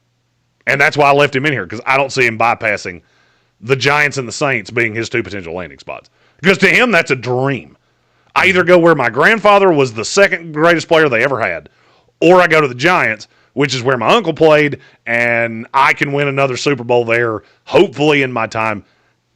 And I'll be honest with you, the Jets, okay, I could win a Super Bowl there in the same city that my uncle did. Mm-hmm. And it would almost be more impressive because that's the little sister franchise. I think the only team that can have the number 1 pick that Arch Manning goes, is the Cleveland Browns. Then I would listen to maybe he comes back. Yeah. Because if you remember, nobody ever wants to talk about this. His uncle did that too. Peyton was going to be the number 1 pick in the Keyshawn Johnson draft and came back because he didn't want to go to the Jets. Because he thought they were dysfunctional, so he came back to Tennessee for another year and wound up in Indianapolis. I could see Arch doing that, but it would be to avoid Cleveland. Yep. All right, let's go with number 3. 2 quarterbacks off the board to New Orleans and the Giants. Cleveland's at 3? Cleveland is at 3. And if Cleveland's picking at 3, let's be really honest. Things didn't go so hot. If they're picking at 3, I would say Andrew Berry's been fired. I would say Kevin Stefanski's been fired. And now they have brought in whoever. You know who's consistent? Jimmy Haslam. Mm-hmm. I heard this report over the weekend, and I dug in. They would have taken this kid if he was in this past draft at 2. He's a Cleveland kid. And I think he might be the most interesting evaluation I've ever done. It's Drew Aller, quarterback out of Penn State. Okay. Aller makes my head hurt at times. If you look at the 23 tape, he threw almost 400 passes. He threw 2 interceptions. Somebody had a passer rating sub 100, which is mind-boggling when you know how that formula is computed. He didn't press it down the field. Last year, I saw him press it down the field, and all of a sudden the interceptions cranked up. He threw one of the worst interceptions I've ever seen in the college football playoff semifinal against Notre Dame. That beat them. But the good is really good. And I've done this too many times. I know that big-armed kid. And look, he's got prototypical size. He's really got, he looks like, if you were Central Casting was casting a quarterback to play in a Disney movie, it'd be Drew Aller because he looks like an NFL quarterback. I'm not sure that he is. And I got news for you. Shedeur and Dylan Gabriel are not stopping them from doing anything. Anything. If they're in love with Drew Aller, they'll take Drew Aller. And what I'm told is that they are. They already are. And that's their failsafe, is that we'll take Aller in 26, and that'll be our quarterback of the future with a new coaching staff.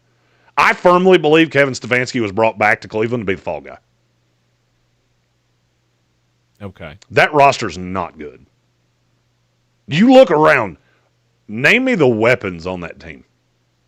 Like, all right, let's say Shedeur does get out there, and you really believe in Shedeur. Who's he throwing to? Jerry Jeudy. And then Elijah Moore's gone. Elijah Moore's in Buffalo.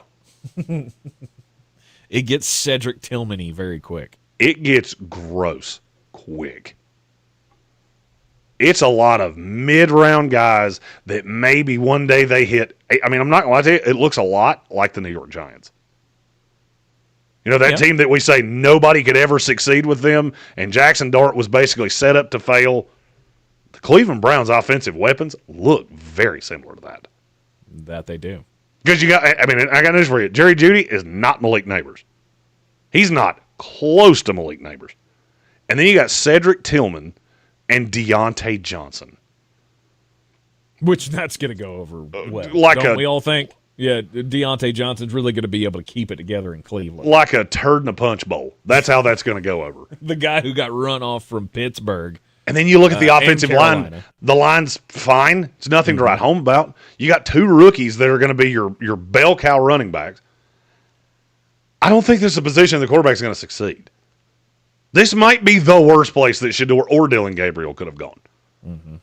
And I just don't think it's going to preclude you from taking a guy next year. Aside from the fact that they're the third and the fourth best quarterbacks on their own team. And one of those is Joe Falco. I'm not going to lie to you. I can't wait for the Kenny Pickett, Joe Flacco competition in camp. Flacco wins it, plays 4 weeks. They go 0-4. Then, we got to play Shedeur, and they go to Kenny Pickett. Mm-hmm. Then Kenny Pickett comes in and goes 0-3. Well, now surely, and then they go to Dylan Gabriel because that's the one Kevin Stefanski actually preferred. Mm-hmm. And then you get a 1-11 Cleveland Brown team that trots Shedeur out there for 4 games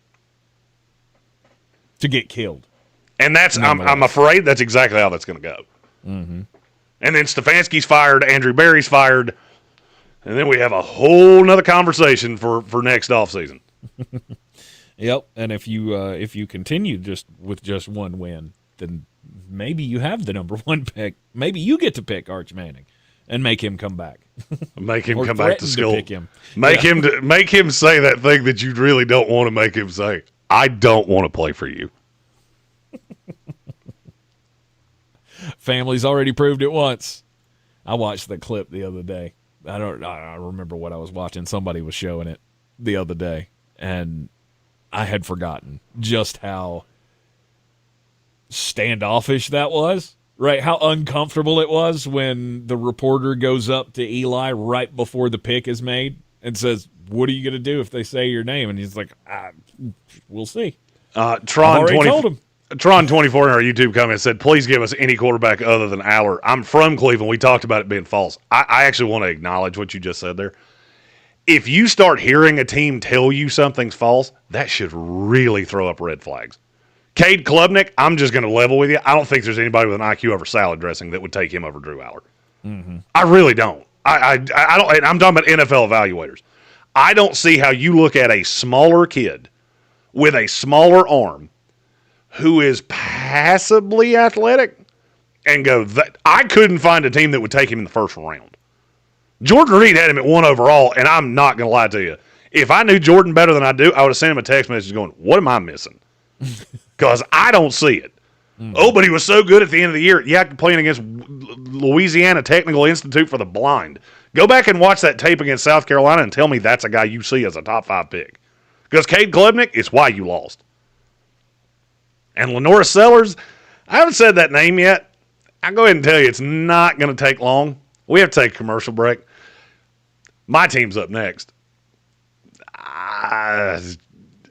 This will be the first of many discussions about Lenora Sellers. And I don't think it's going to go the way you think it will. You're in the Sportsocracy, and this is ESPN Asheville, the damn it early 2026 NFL mock draft. 3 quarterbacks off the board, off the rip. New Orleans with Garrett Nussmeier, coach's son. The New York Giants with Arch Miller, great nephew. And then Drew Aller, hometown kid, going to the Cleveland Browns. Wow, how can he tie in some weird connection with the New York Jets? We'll see when we come back. You're on ESPN Asheville. This is the story of the one. Clear. Team manager at a manufacturing Thank plant, you. he does everything he can to keep his coworkers safe. From finding ways to reduce risks to keeping safety supplies in stock. And for that, hey, at least they can't take Armin Mimbu again. Offers a broad range of quality products and next-day delivery, so he can You had to go play there. it safe. Call 1-800-GRANGER You know. or just stop by. Granger, for the ones who get it done. How do you spot the all-new Nissan Rogue Rock Creek? Here's a hint. It's got all-terrain tires, a tubular roof rack you can't miss, and it's tough inside and out with lava red detail. You'll also find it in its natural habitat, climbing mountains, attacking rugged trails, and never backing down from any adventure. The first ever Nissan Rogue Rock Creek. Intelligent all-wheel drive cannot prevent collisions or provide enhanced traction in all conditions. Always monitor traffic and weather conditions. Always secure cargo. Heavy loading of the vehicle with cargo, especially on the roof, will affect the handling and stability of the vehicle. Hello, I'm John Lithgow. We choose to go to the moon. I want to tell you about my new fiction podcast. It's one small step for man. About Buzz Aldrin, one of the true pioneers of space. You're a great pilot, Buzz. That's the story you think you know. This is the story you don't. Buzz, starring me, John Lithgow. Listen to Buzz on America's #1 podcast network, iHeart. Open your free iHeart app and search Buzz to start listening. There's a lot to be excited about in 2025. And for your Atlanta Braves, it's all about a fresh start. 1-2, he hits one well. Deep left field. Gonna head back to the wall. Boom! A 2-run home run! Join us for Atlanta Braves baseball all season. Fly ball deep right field. Hanging high, carrying back to the chop house. Look out! The mountain's home for the Braves. Asheville's #1 sports station, ESPN Asheville. Buying or selling a home doesn't have to be stressful. Let me, Clarissa Marshall with eXp Realty, your local real estate expert, guide you every step of the way. Whether you're searching for your dream home, looking to sell quickly, or exploring investment opportunities, I've got the experience and the tools to get you the best deal possible. Call me, Clarissa Marshall with eXp Realty at 828-774-6343. Let's make your real estate dreams a reality. I'm your trusted realtor. I'm making moves and making dreams come true. At Ingles, whether we're celebrating Friday night rivals, televising college basketball games, bringing the Fan Fest to semi-pro soccer, or taking you out to the ball game at your minor league park, it's all in the bag. Ingles, low prices, love the savings. Do better, be better every day. That's the Parks Promise. Our mission, to improve lives with every interaction. This is JW, General Manager at Parks Ford Hendersonville. Experience the Parks Promise today at parksfordhendersonville.com. That's parksfordhendersonville.com. Bear Smokehouse Barbecue in Asheville has 2 things that all Sportsocracy fans crave: bold flavors and big portions. Oh, yeah. And they've got the balls. Bear's famous bear balls are packed with mac and cheese, pulled pork, cornbread, and deep fried and then topped with bacon and cheese sauce. This is the place to be. Live music on Saturdays and the first Sunday of every month. They partner with the Guitar Bar to host Mr. Jimmy's Barbecue Blues. Bear Smokehouse Barbecue in downtown Asheville and South Asheville.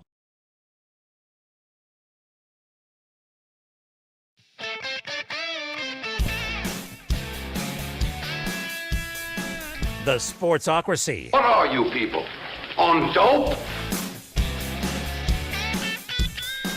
Oh, we're crazy. That's for sure.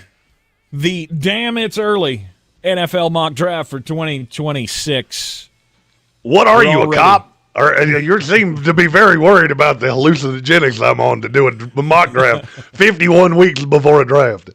We are already jazzed up for the Yenzer excrement show that is going to be the 2026 NFL draft up in Pittsburgh, Pennsylvania. Jeremy going to his old stomping grounds there. Oh, I can't wait. I am going to do so many stupid things with so many of my stupid friends. It's so good. Damn, it's early. Mock draft. So far, 3 quarterbacks, 3 picks, 3 quarterbacks. Garrett Nussmeier to New Orleans, Arch Manning to the New York Giants, and Drew Aller to the Cleveland Browns. That puts the New York Jets on the clock, and you guys need a quarterback too. Are you going 4 for 4? Well, I mean, look, if we're picking at 4, the Justin Fields experiment did not go as you intended. Mm-hmm. And so, yeah, I am going 4 for 4. Okay. I've read this book before. When a quarterback class is terrible, the next year, all of them get inflated. I believe if everything in 2025 goes the way I believe it will, that you will get 4 quarterbacks in the top 6 picks. It just depends on who goes where. Because I think Tennessee's going to be up there somewhere. And there's a great possibility that Cleveland has 2 of the top 6 picks. Because I don't buy Jacksonville at all. I think that Jacksonville trade may go down as one of the dumbest things a team's ever done in NFL history. And I believe in Travis Hunter. I'm just looking at, he plays corner and receiver, right? Like, not the 2 most difficult positions to find guys at, but whatever. Then we've got 4. Who is my 4? And for me, he's clearly 4. It's Lenora Sellers from South Carolina. Mm-hmm. I believe it was Bill Workman that I heard say this. He's going to get the credit for it until somebody corrects me. I watched a lot of South Carolina last year. It would take me to my second hand to count off the number of guys that I credited with South Carolina's victories before I got to Lenore Sellers. Mm-hmm. The best game I saw him have was against Alabama, and they lost. Yep. And why'd they lose it? Because he threw an interception late. Bingo. Now, you hold that against him more than I do. That was game's on the line. I got to make a play. Sure. I don't understand. One of my problems with Lenore Sellers is I don't understand why Nick Harbor's not better than he is. Because I go ahead and tell you, Nick Harbor's in this mock. Because he's 6'5" and runs like a 4.3 40. And his hands are they're not awesome, but they're not terrible. If you're that good, how are you not figuring out a way to get this guy more involved? Now, they could do it this year. Last year they had a defense that was outrageously good. I think they're going to have a defense that's outrageously good again this year. And be young as all get out. I mean, look, I got South Carolina in the top 10. My preseason top 25, South Carolina's in the top 10. Nice. I don't know what to do with Lenore Sellers. Because I think he's a really good leader. And you see how he led South Carolina back against Clemson. That tape is the one people are going to fall in love with. That's the tape where people are going to go, that is my guy. That is the guy I can go to battle with and I can win. Problem is, I got a lot of other tape where I look at him and go, your arm is, I'm not even sure it's average. But you're big and you're mobile. And let me go ahead and tell you, I know this comp's coming. And it's so bad. Comping him to Cam Newton is disrespect to both of them. And that's hard to do. He's not Cam Newton. I haven't put my thumb on the perfect comp on him yet, but just because he's a big mobile quarterback with a pretty decent power arm that's super inaccurate, yes, those things all do lend to Cam Newton. He doesn't play that way. He runs because things break down. Cam ran because it was designed. Now, could you see more of that from Lenora Sellers this year? Absolutely. Couldn't tell you. We're 3 months before the season starts.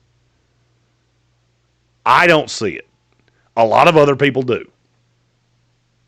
I think he is a first-round-ish quarterback. If we're being 100% honest with you, I don't love any of them. Haven't seen enough of Arch. The bad of Drew Aller is enough for me to just go, nope, not doing it. And Garrett Nussmeier's good, not great. Somebody's going to distance themselves over the course of the next 8 months. Who that is, I don't know. I'm looking at this class going, I don't think there's any way that they all fall through the floor. And if they don't, you're going to get a lot of quarterbacks up. How? Because there's too many teams that need them. Yeah. There's a bunch of quarterbacks. There are a bunch of teams that are going to be at the top of the draft that need quarterbacks. The top 4 that we've already been through, they're not the only ones. No. So just keep that in mind. Well, as we and roll something, along, because we only got one more quarterback, in my opinion, left worth a first-round look, and you've already said he's not going to be drafted. So, oh, no, there's another one. Oh, there's another one. Have no fear. We have another quarterback. It's going to take a minute. Oh, interesting. Okay, so there's another quarterback not named Cade. Yes. I don't buy Cade Klubnik. I said to, I believe it was Tron in the YouTube chat, when I start my podcast, you're going to get a lot of film breakdown where I'm not trying to change your opinion. I'm just showing you what I see. I see a lot of Cade Klubnik doing I'm athletic enough to stay in the pocket, let one of my receivers get open. I go back to that Pittsburgh tape that everybody wants to tell me how good he was. Mm-hmm. And everybody wants to tell me how good he was against Texas. I never saw it. Tank, you can attest to this. You and I were talking during that game. I never at any point thought Clemson was winning it. Ever. Correct. I never for 1 second I was live betting Texas actively throughout the entire game. And it went exactly how I thought it would. Now, we're to Tennessee at 5. Tennessee has a quarterback. And Tennessee is in the absolute catbird seat. Because this is a really good draft on the top side. It's just at a lot of positions that are kind of strange. Mm-hmm. Some elite players, non-quarterbacks, definitely on the board for the Tennessee Titans, who just took Cam Ward with the number 1 pick this year. Who will they take in 2026? At ESPN Draft Nerd fills us in after this. ESPN Asheville. And you're clear. Thank you. Your mountain weather forecast. Cool afternoon with partially sunny sky. Upper 60s should about do it with a few showers around, especially later. I do think some of us will get wet as we go through the evening commute. Tonight, some clouds around. The fog will settle in by morning, mid-40s. Get wet. Fog early Tuesday, then mostly sunny. Beautiful day. Highs will be in the low 70s. And a chance of showers you are a Wednesday child. in the afternoon, low 70s. From the web. Totally. I'll just race staging. This report is sponsored by Jimmy's Automotive Center. When it comes to getting your car or truck serviced and repaired, there's one name in Asheville you need to remember: Jimmy's Automotive. Jimmy's can get your vehicle back in tip-top shape, and you don't have to wait around while they do it. They've got a loaner car program. Check them out online at jimmysauto.com. Some people just know they could save hundreds on car insurance by checking Allstate first. Like, you know to check you have your phone first, before the cab pulls away. Hey, thanks, man. No, wait, my phone! Come back! It's got my boarding pass, credit cards, phone numbers, my line! Come back! Checking first is smart. So check Allstate first for a quote that could save you hundreds. You're in good hands with Allstate. Savings vary. Subject to terms, conditions, and availability. Allstate Fire and Casualty Insurance Company and affiliates, Northbrook, Illinois. DQ presents How to Hit Summer's Sweet Spot. The new DQ Summer Blizzard Treat menu is here. And as the official treat of MLB, we're swinging big with our fan favorite S'mores Blizzard Treat. Plus, new mixing bowl mashup with brownie batter and chocolate chip cookie dough. And even more in our Stack Summer lineup. Hurry in today because nothing says summer like baseball and our new Summer Blizzard Treat menu. Right now at DQ. Happy tastes good. Participation may vary. Major League Baseball trademarks used with permission. The new iHeart app just looks better. The best feature of a car radio on the app. It's the presets. Super easy. And thank you for keeping it free. Get in on what everyone's talking about and get the new and improved free iHeartRadio app today. iHeartRadio. This is J.W. Whitley, General Manager at Parks Ford of Hendersonville, introducing you to this month's Parks Community Heroes, Corey and Kristen Short and the entire team at Silverados, who converted their music venue in Black Mountain into a donation and distribution zone in the wake of Hurricane Helene. Corey and his team founded Valley Strong Disaster Relief, dedicated to providing essential support to our neighbors in need. Nominate your Parks Community Hero at parkscommunityheroes.com. Experience the Parks Promise today at Parks. Hey, Tank, at what point do we acknowledge the fact this is going to take 2 days to do? Have you already gotten there, or am I the only one that's going? Real estate team in We only have 15 minutes in this segment, and we're at 5. 7-4. Well, we're here. We'll see. Most. Oh, it's going. I ain't getting past 16 today. I promise you. The best ingredients don't. I might be able to get to 20. They come from your own backyard. From the farms we support, to the stores we love, to the tables you treasure. Ingalls, we're with you every step of the way. The Sportsocracy. That is some good, clean family fun there, ain't that? We're back in the Sportsocracy on ESPN Asheville. Absolutely sick with the NFL draft. It is the it's early NFL mock draft for 2026. Just wanted to get the jump start on the summer scouting season. Plant the flag on who Jeremy actually thinks is going to go at the top of the next NFL draft. We're up to pick number 5 in the Tennessee Titans. Which way will they go with 4 quarterbacks off the board? They just took one at number 1 this year, so that's not going to happen next year. Now they get to choose the best player, period, in the draft. Well, I can't say it's the best player, period. Okay. I will say when you get into, for me, you get into positional value. My number 1 player in this class is Caleb Downs. Okay. But he's a safety. Mm-hmm. And it's hard for me to look at, we got a lot of edge rushers in this class. We've got a lot of offensive tackles in this class. Utah has 2 of them, both with 4-letter last names. Mm-hmm. Spencer Fano, I can't remember the other kid's name.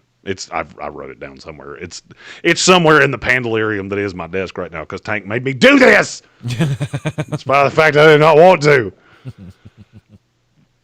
The more I watched it, and I remembered this kid from last year. Caleb Lomu is who you were looking Caleb Lomu. That's the one.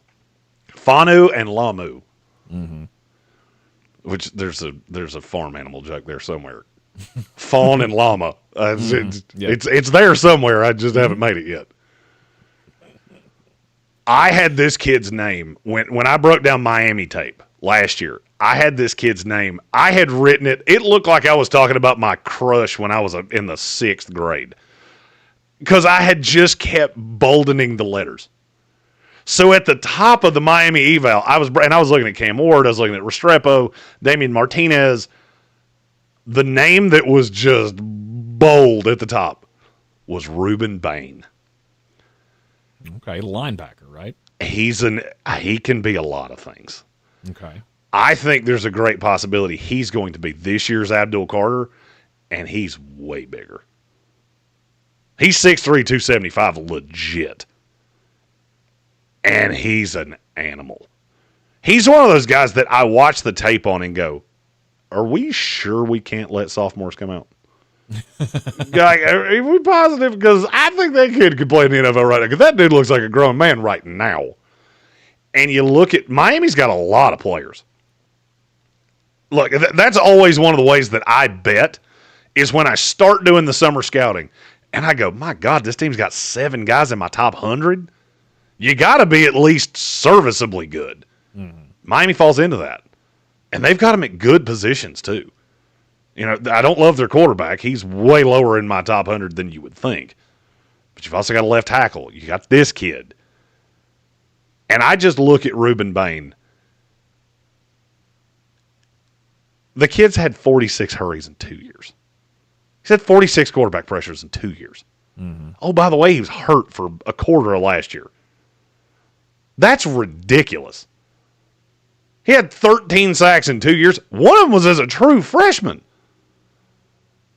This kid's not of this earth. And now you're about to, because one of the things that I've always thought was funny, and I don't want to give the NFL this much credit. I really don't.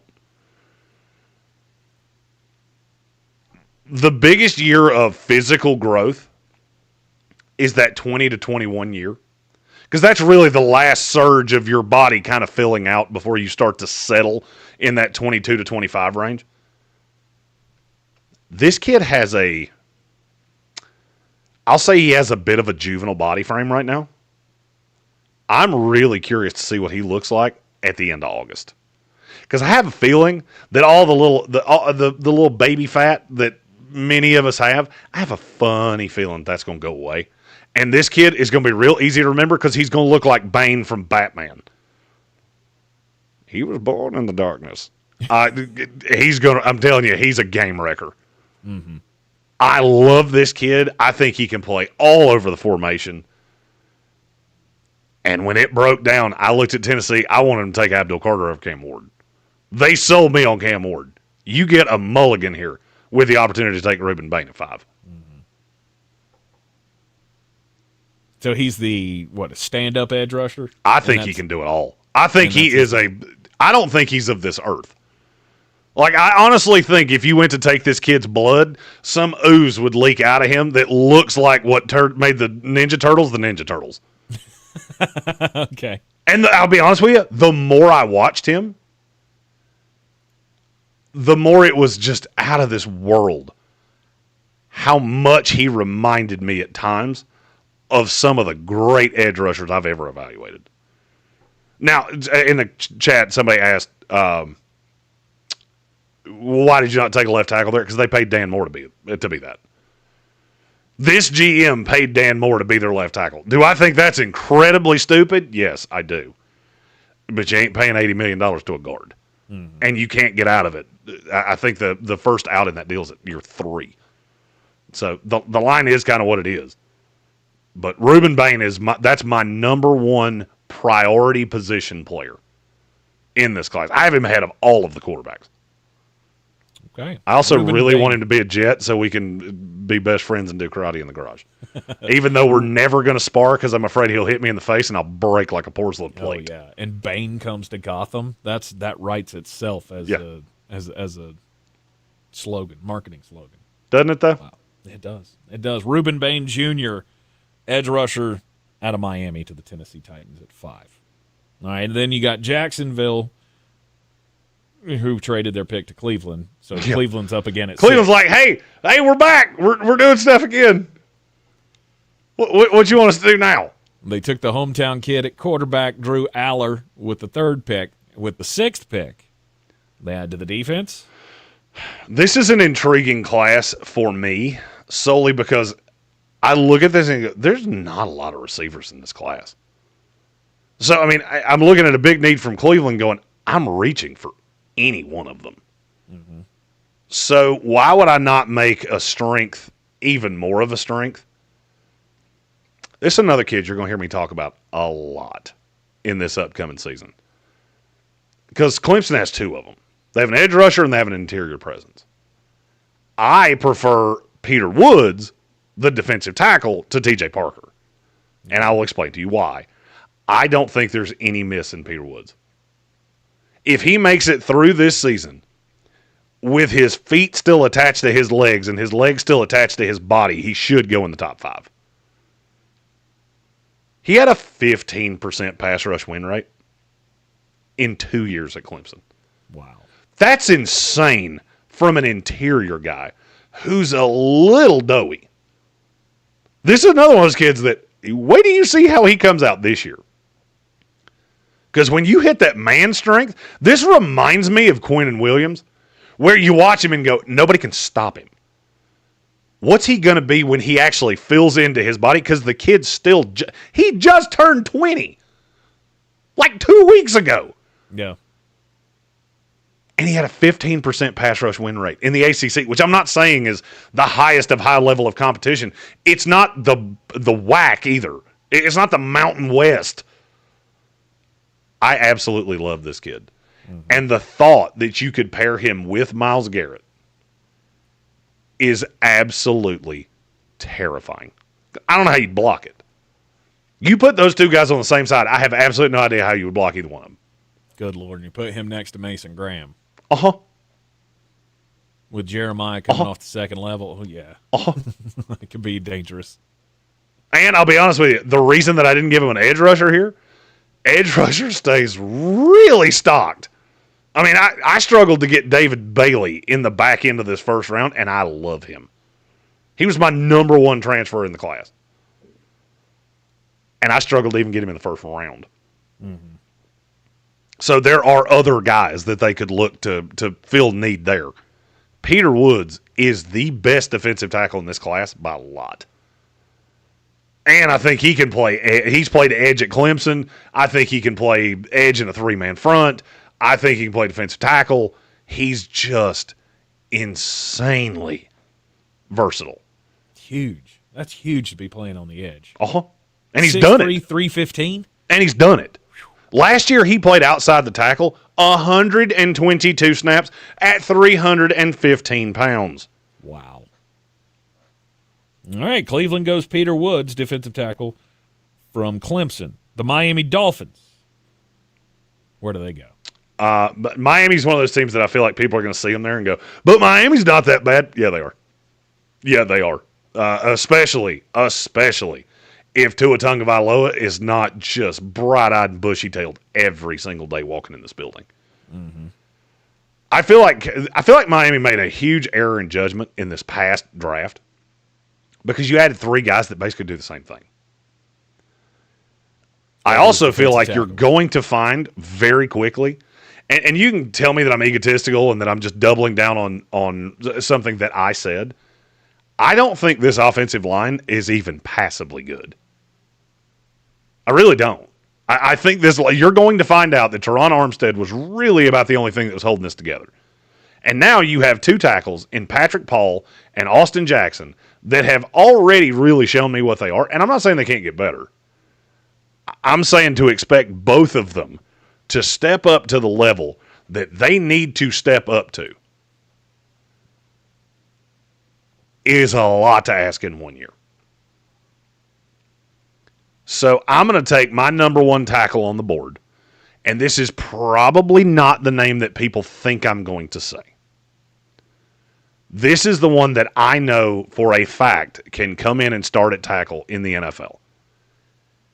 And I really struggle to pronounce this kid's name. Francis Mauigoa, offensive tackle from Miami. Mm-hmm. Magwai. His brother now plays for the Jets, which he does. I'm not super stoked about. But Francisco was a 5th-round pick by the Jets just last week, 2 weeks ago. He had the 4th highest run block grade among ACC tackles. I think he's already really refined. He's played on the right. I think he will move over to the left side this year. And I think you're going to see just how good this kid actually is. Some people will say, why did you not take Caden Proctor here? This was actually one of the harshest realities that I had through the process because I love Caden Proctor. A lot of people see him as a guard, and that kind of surprised me because I don't see that. But once enough really smart people say it to me, I start looking at it going, okay, I think I get how we got here. I'm still evaluating him as a tackle. But if I'm trying to project a year out, I've never heard anybody say that Mauigoa?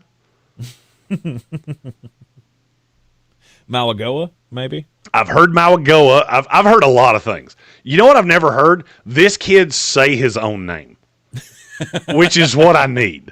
Yes. I like him a lot. Mauigoa. Or Magwai, either one. No, what's funny is that his brother got drafted by my team. I was on a conference call with said team, and I still never heard anybody say his name. Well, because his brother was a 5th-round pick that'll never play for you. Yeah, well, he was discussed. Hey, he's here too. He is a real good special teamer. Sweet. Mm-hmm. But this is not Francisco. This is Francis. Yes. Francis is the good brother. Taken high in the NFL draft. He was one of the highest rated prospects that Miami has ever signed. That should tell you something. I mean, I'm going all the way back to the Jimmy Johnson days. All right, the Indianapolis Colts picking a date. Well, you feel like if Indy is here, it's the Anthony Richardson experiment has gone terribly wrong. Done. I believe Indianapolis would be looking for more of a veteran presence. I don't really want to ride the Lightning with the 5th best quarterback in this class. And that's where I kind of went with this of, if I'm Indianapolis, I'm looking at this going, I need a football player. And for me, the number 1 player in the class is still on board. And that's what I'm going to do. It's Caleb Downs. Mm-hmm. I get it. He's a safety. We don't take safeties that high. I get all of these things. I've heard them all before. But these you do, don't you? Caleb Downs is better than any safety I've ever evaluated. Mm-hmm. The only one close to him was Jamal Adams. You remember how much I loved Kyle Hamilton. Yep. I have a higher summer scouting grade on Caleb Downs than I had on Kyle Hamilton. And Kyle Hamilton was my number one player in that class. Mm-hmm. He's not of this earth. He can play everywhere. I have a weird feeling that Brian Branch role that we talk about, it's going to be the Caleb Downs role 2 years from now. Because he's going to do it at a level that none of the rest of you can. Because he does everything well. He can rush the passer. Didn't do it much, but he can do it. Mm-hmm. Really solid against the run. Oh, and by the way, he's an absolute ball hawk. Yep. And if you're Indianapolis, Indianapolis is one of those franchises that I look at and go, what exactly would you say it is you're doing here? Because none of this looks good. I think you're still pot committed on Anthony Richardson. If it goes completely sideways, you've got Daniel Jones. But I don't see any of those making the playoffs in the AFC. You tied yourself to a flawed prospect. And now you're going to see what that looks like. Yep. Caleb Downs, safety out of Ohio State, going to the Indianapolis Colts at 8. In the it's early 2026 NFL mock draft, getting you prepared for the summer scouting season as more and more of the scouting process will be covered here in the Sportsocracy leading up to the next NFL draft in Pittsburgh, Pennsylvania. Stick with us here after the top of the hour. We will continue with the mock draft. Picking up at number 9, San Francisco 49ers on the clock. ESPN Ash. And we're clear. We got a super chat coming back, too. Forecast. Okay. And with partially sunny sky, upper 60s should about do it with a few showers around, especially later. I do think some of us will get wet as we go through the evening commute tonight. It never some clouds stops being around, funny fog when he will settle says in by that. morning, mid-40s. So fog early Tuesday, then mostly sunny, beautiful day. Highs will be in the low 70s, and a chance of showers Wednesday in the afternoon, low 70s. From the Weather Channel, I'm Meteorologist. Would you say we're going to get soaked? Luxury is having a choice between Taco Bell's new $5, Is it $7, gonna and be a super $9 Lux soaker? Craving boxes. It's luxury because there's no I'll be wrong right back. choices. There's just right I once dated a super soaker.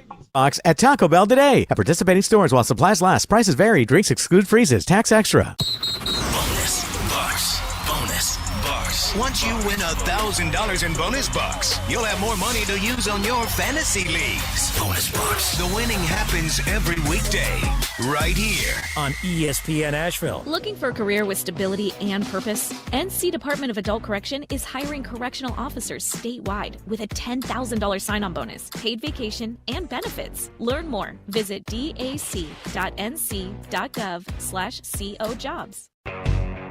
How do you spot the all-new Nissan Rogue Rock Creek? Here's a hint. It's got all-terrain tires, a tubular roof rack you can't miss, and it's tough inside and out with lava red detail. You'll also find it in its natural habitat, climbing mountains, attacking rugged trails, and never backing down from any adventure. The first ever Nissan Rogue Rock Creek.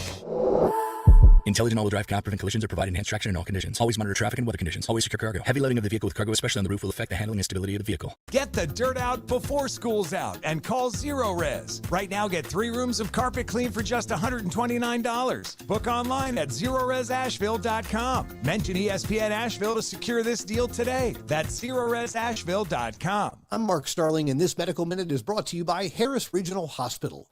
Do you know the signs of a stroke? May is National Stroke Awareness Month, and Harris Regional Hospital is here to help you stay informed and healthy. Stroke is a leading cause of death and disability, but many strokes can be prevented through healthy lifestyle choices. Take charge of your health this month. Talk to your doctor about your stroke risk. Stay active, eat a balanced diet, stop smoking, and monitor your blood pressure and cholesterol levels.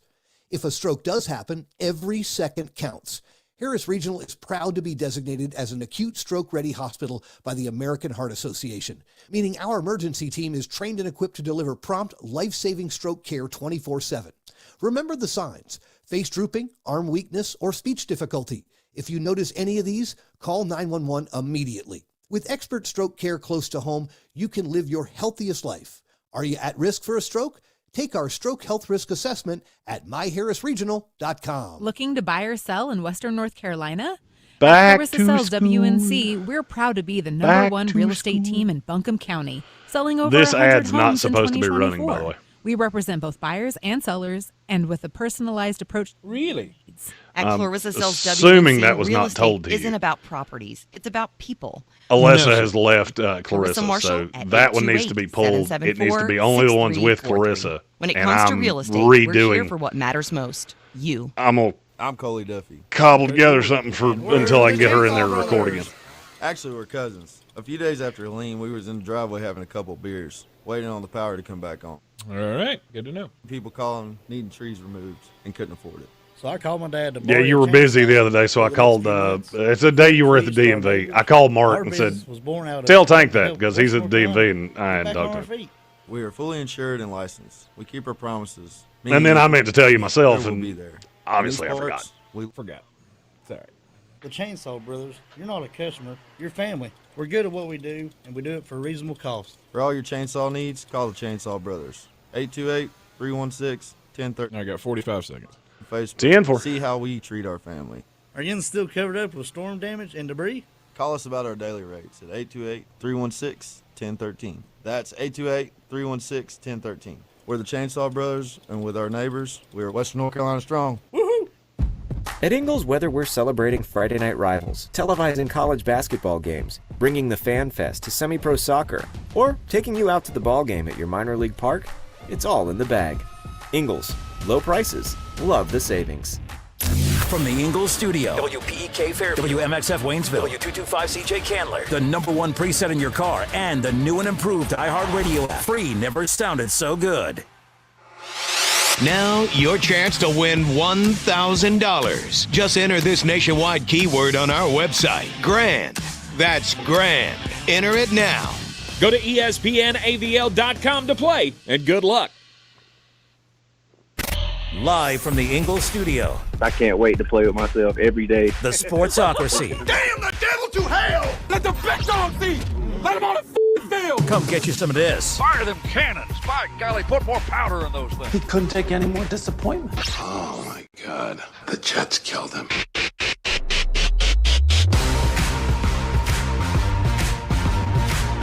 It is ESPN Asheville, 92.9 FM, 880 AM, 1400, and heard everywhere you go on the iHeart Radio app.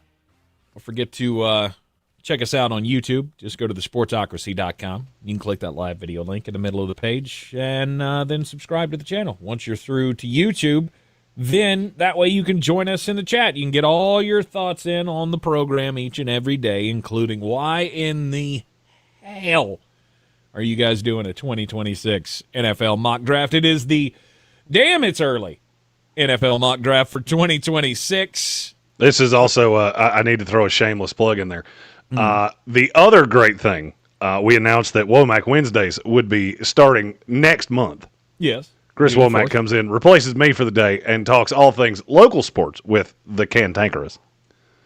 That frees me up to do some more sales things, too. So all of you that have emailed me, Jeremy at thesportsocracy.com, I will be reaching back out to you in the next week. Obviously, during draft season, little difficult. We do have some new sponsorship opportunities that I would love to show you. And if the fit works, you could be on with us as well. Yes, and continue to reach out and tell your friends as well. We will take their money. Yeah, we will promote your business if we believe in said business. Absolutely. We do have to believe in you. That's a very important part of this. Yes. We don't just take money from anybody. Unlike, never mind. No good can come from what I was getting ready to say right there. Don't do it. I was going to say something mean, and I chose not to because I vowed to be better. That was my when New Beers happened the week after Draftmas. I vowed to be a better man this year. Mm-hmm. That was my New Beers resolution. The New Beers resolution. New Beers. Yep. Well, so far in the it's early mock draft for 2026, we had 4 quarterbacks go in the first 4 picks to the Saints, the Giants, the Browns, and the Jets. We just had a quarterback-needy team bypass to take the best player in the draft at number 8 because, well, Caleb Downs is safety, and that's not a premium position. Caleb Downs can play any position he wants to. We are also to the 9th pick, and my number one player in this class is not off the board yet, so interested to see where this goes. The San Francisco 49ers are on the clock at number 9. Who's your number one player in the class? Caden Proctor.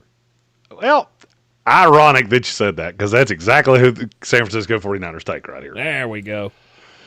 I don't understand the derision that I'm hearing about Caden Proctor.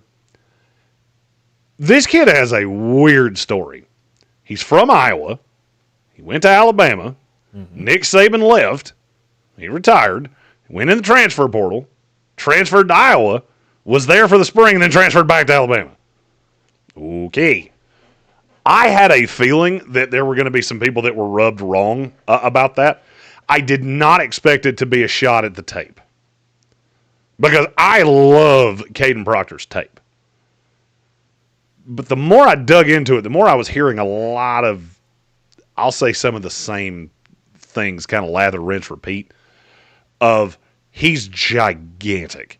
Mm-hmm. And Caden Proctor's legit 370 pounds. Yeah, 6'7". I think he's very fleet of foot at 370. That fleet of foot at 370 is not fleet of foot at 315.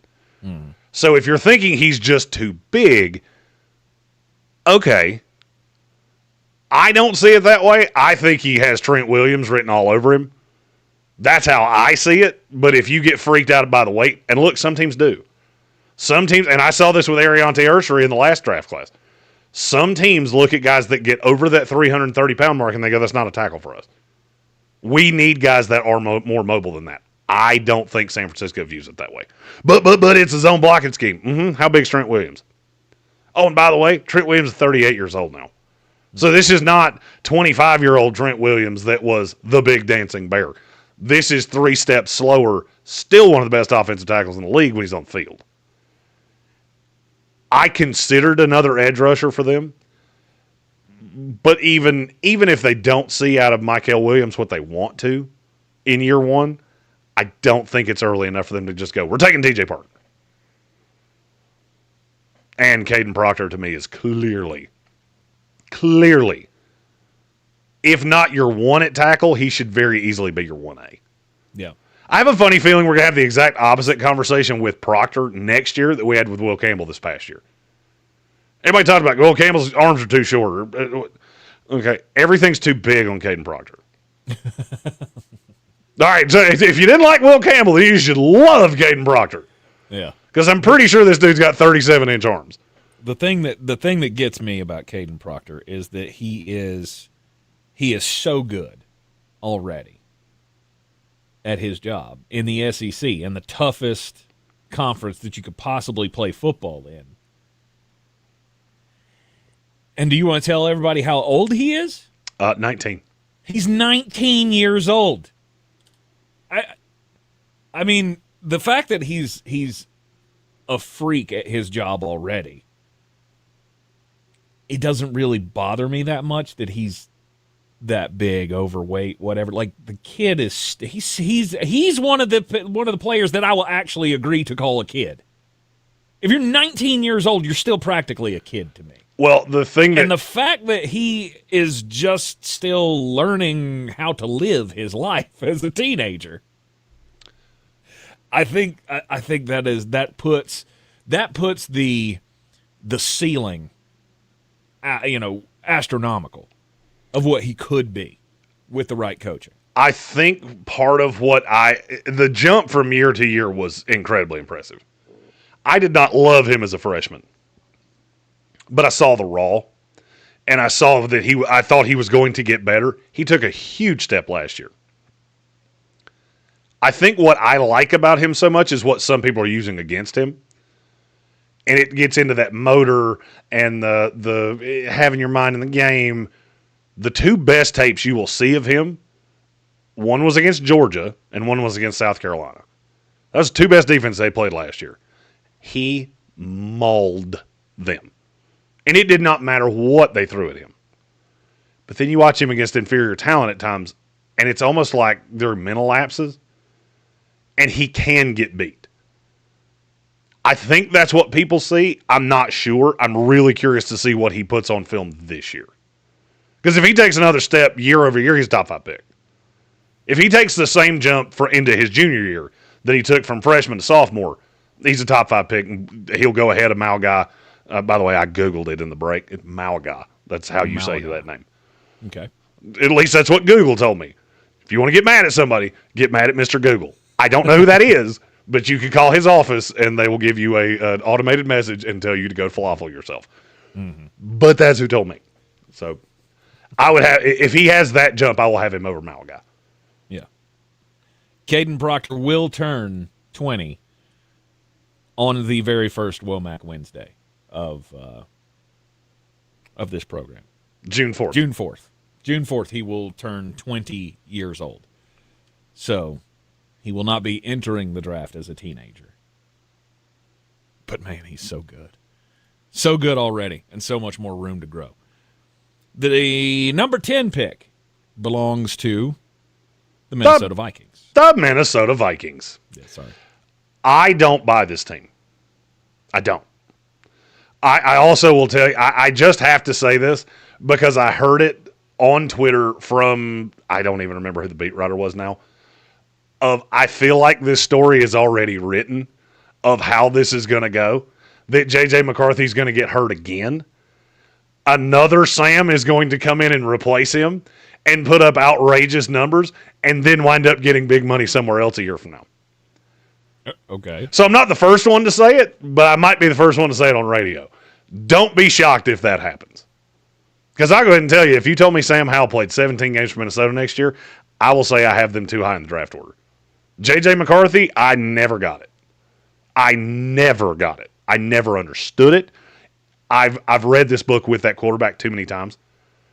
When everything you want to tell me is about athletic potential, I'll run the other way. I run screaming the opposite direction. I do believe in Kevin O'Connell. I will also say it's really easy to believe in a guy that's had Sam Darnold and Kirk Cousins.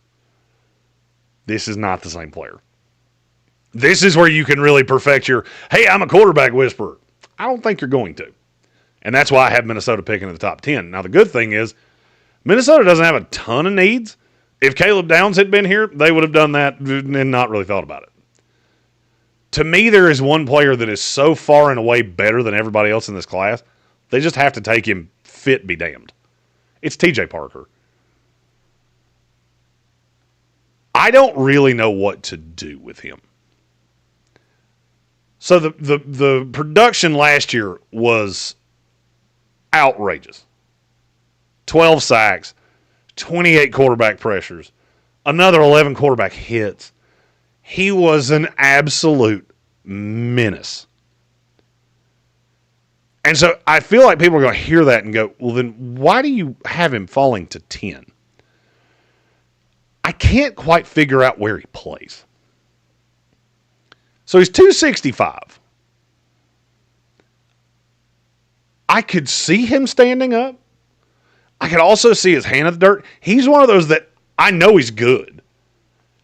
It's just kind of hard for me to forecast him because I don't know where his body's getting ready to go. And I'm going to use this is another kid that's real young. I can't remember exactly how old Parker is, but I know he's really young. I could see him bulking up and becoming a hand-down guy. I could see him slimming down and being a stand-up guy. I just don't know. And that's why it's so hard to do these things so early. I know he can get after quarterbacks. I don't know how great he's going to be outside of that. This kind of falls into the same conversation I had about James Pierce a year ago. When we were first talking about Pierce, not as he went through the draft process, when we went through the summer last year, I said, I know this kid can hit quarterbacks. I'm not sure he's going to hold up otherwise. With Parker, it's not a body thing. It's the way he plays. TJ Parker plays like the quarterback slept with his sister. And I don't want to just hit you. I want to kill you. And sometimes that leads to him getting way too far upfield.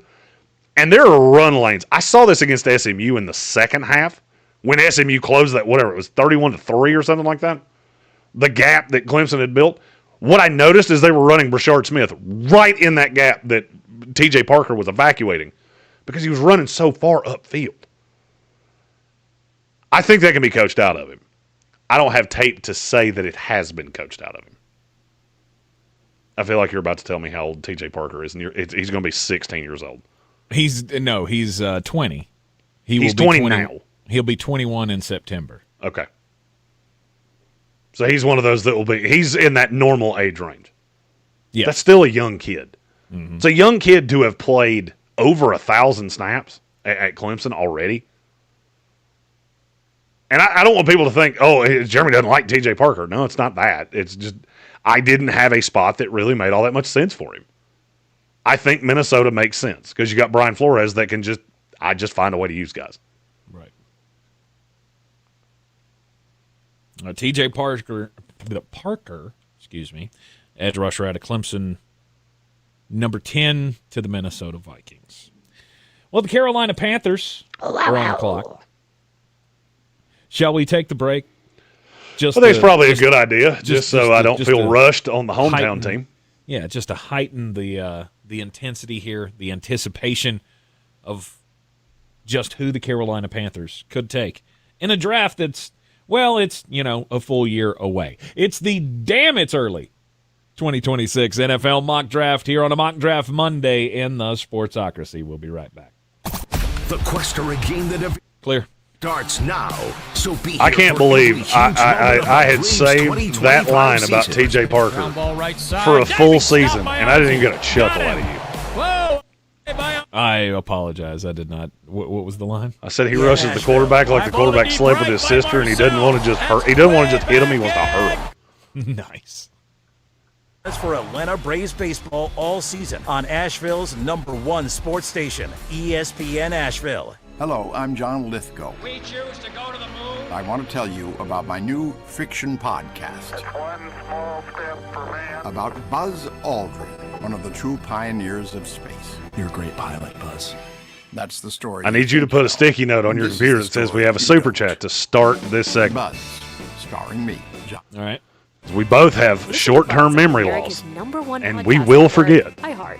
Open your free iHeart app and search Buzz to start listening. Don't miss the Cold Mountain Music Festival at beautiful Lake Logan in Canton, North Carolina, Friday and Saturday, May 30th and 31st. This year's lineup has Fireside Collective, Melissa Carper, the Shed House Trio featuring Darren Nicholson, Denisha, Fancy and the Gentleman, The Last Rebel, and American Aquarium. Do you think the Shed House Trio we should really call them the Latrine 3 or something? Logan will donate $1 to support this year's participating jam musicians. I would change my name.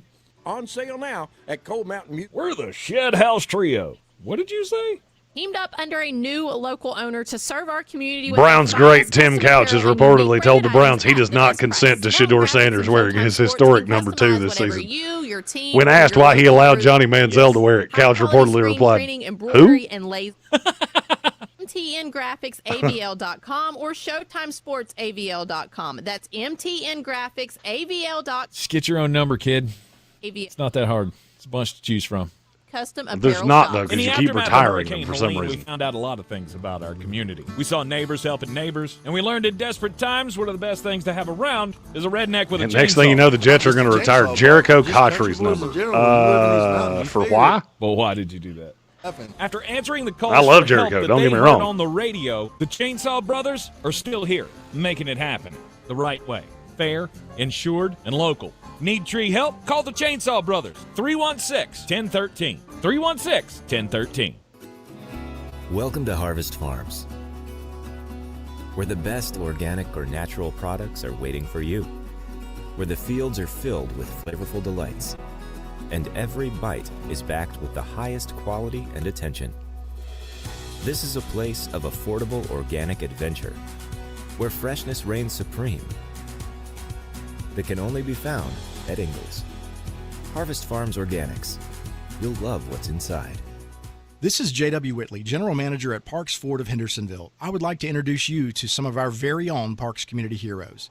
Like Trenton Doug, whose it first is instinct was official. to fill their trucks with supplies. 2027 draft in that Washington, were hardest D.C. hit in those first hours. There you go. Spencer, who helped build a bridge out of debris to rescue 7 families after the road was washed away. Nominate your Parks Community Hero today at parkscommunityheroes.com. That's parkscommunityheroes.com. Experience the Parks Promise today at parksfordhendersonville.com.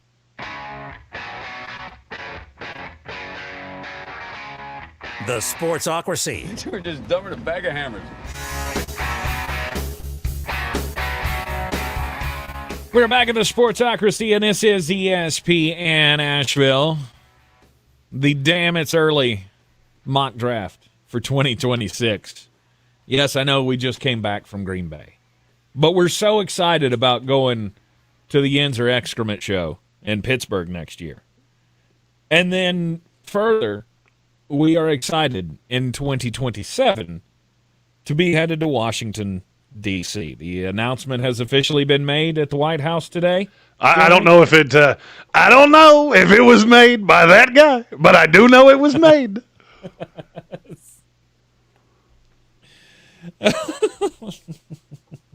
That's the only reason you want to go. Oh no! I no. You know why I want to go? I want to do. I'm so excited about the location of the next 2 drafts. And maybe it's because I'm a little jaded that, in the last draft, we were 49 minutes away from Green Bay every single day. And I know that won't be the case at the Yinzer Excrement Show or when Mullet goes to the White House. I feel like that's the name of Mullet goes to the White House. Mullet goes to the White House. Yeah. That's definitely a YouTube special in and of itself. I do have to figure out what we're going to call me when I cut all my hair off. I'm sure we'll come up with something. Fat McAfee, in. Let's go. Fat McAfee. Gambit fan says nobody is excited to go to Yinzertown. I know one. This guy right here. I'll say. Yeah. I got called a frat boy the other day. Pittsburgh and Cleveland again. Yeah, I got called a frat boy on our in our YouTube comments the other day. You ain't seen nothing yet. Just wait. Just wait till you get me around a bunch of guys that actually were in a frat that I was friends with. Yeah. I wasn't going to let you pelt me in the nethers with a BB gun, so I didn't get into the frat because I didn't want to. All right, we've got. I'm not going to let you borderline drown me in a bucket of water. No. We got a super chat to get to here before we get back into the Damn It's Early 2026 mock draft.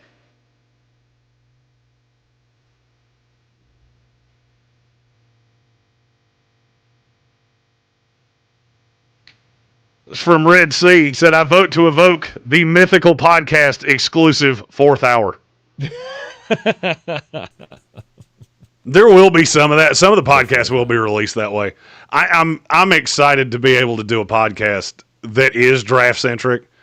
I'm excited to be able to put things out over the course of the year. And look, I got to give the shout outs again.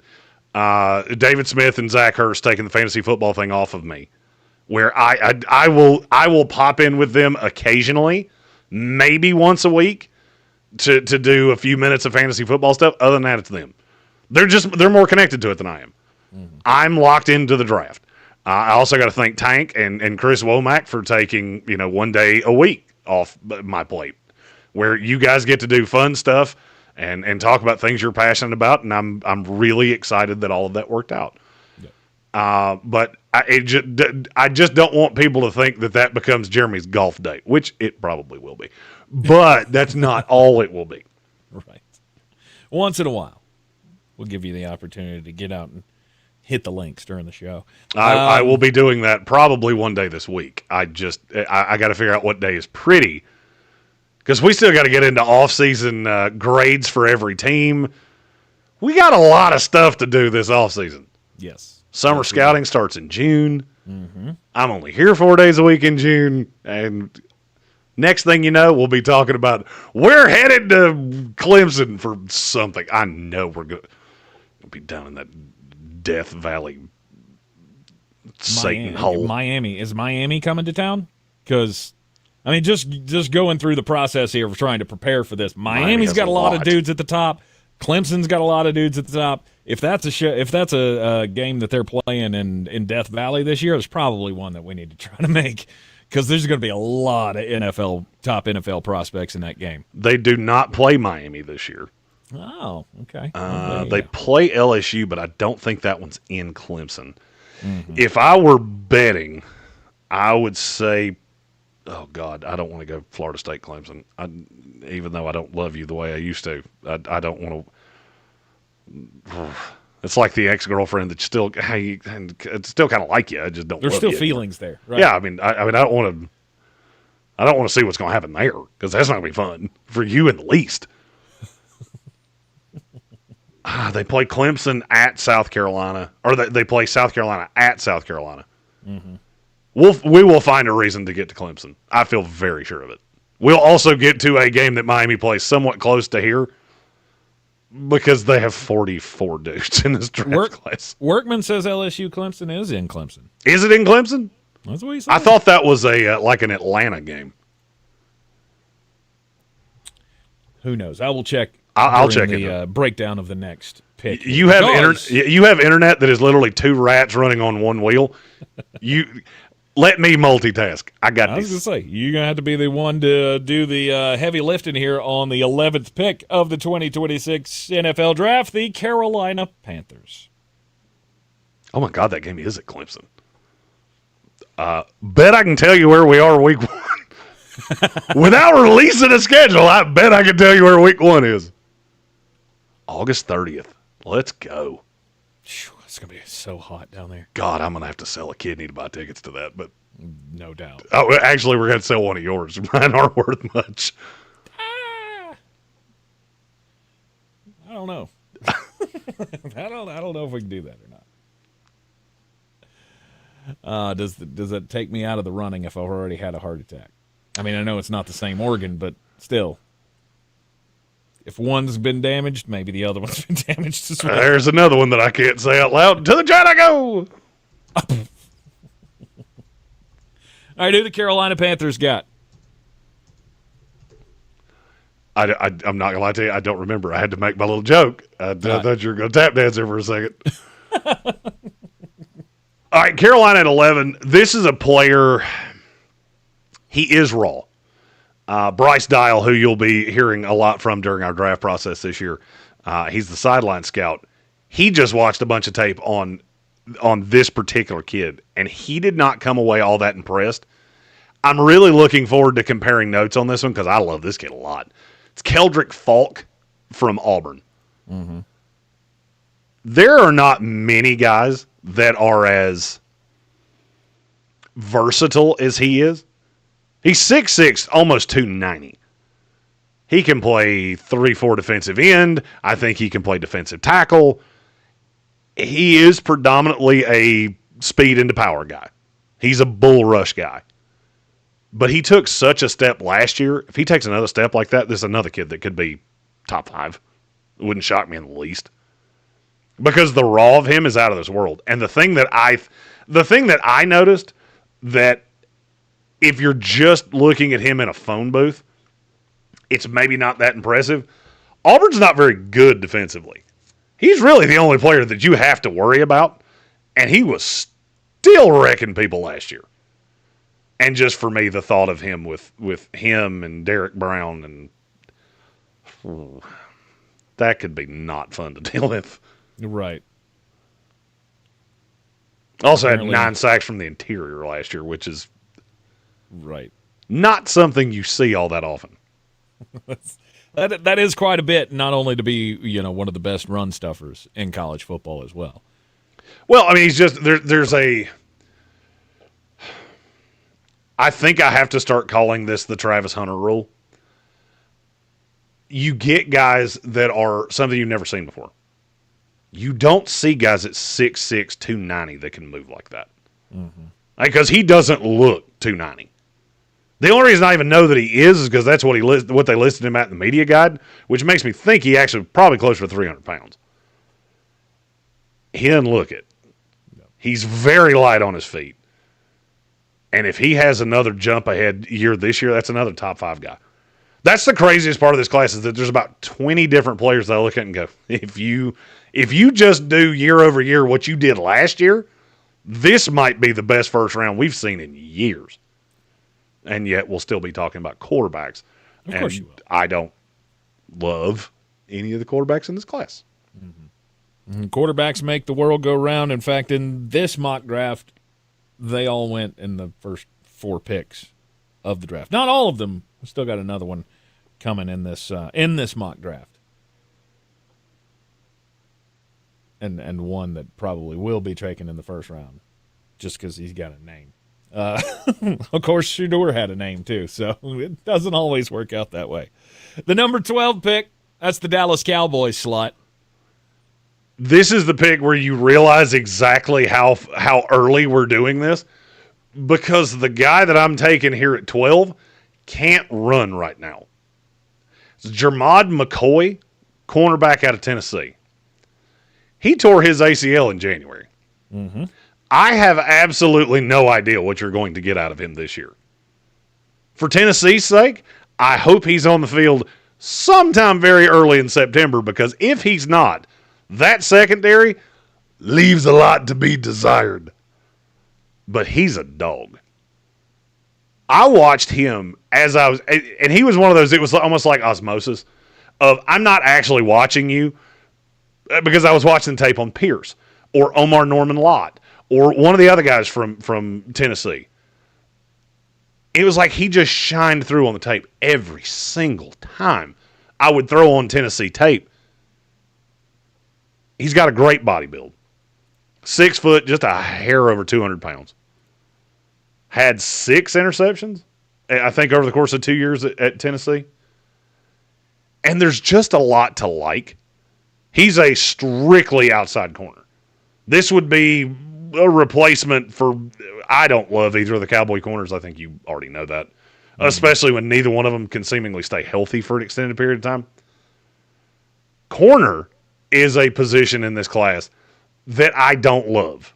There are a couple that I see as first-round grades, and then there's a lot of buh. There's no Travis Hunter in this class. To me, there's no Will Johnson in this class. But Jermod McCoy has if he can come back from the ACL. I mean, you got to understand, to get back on the field for week 1, the rehab would be less than 8 full months. Because he got hurt training at home. If he can come back from that and still be the same guy that he was, he's a top 15 pick. Mm-hmm.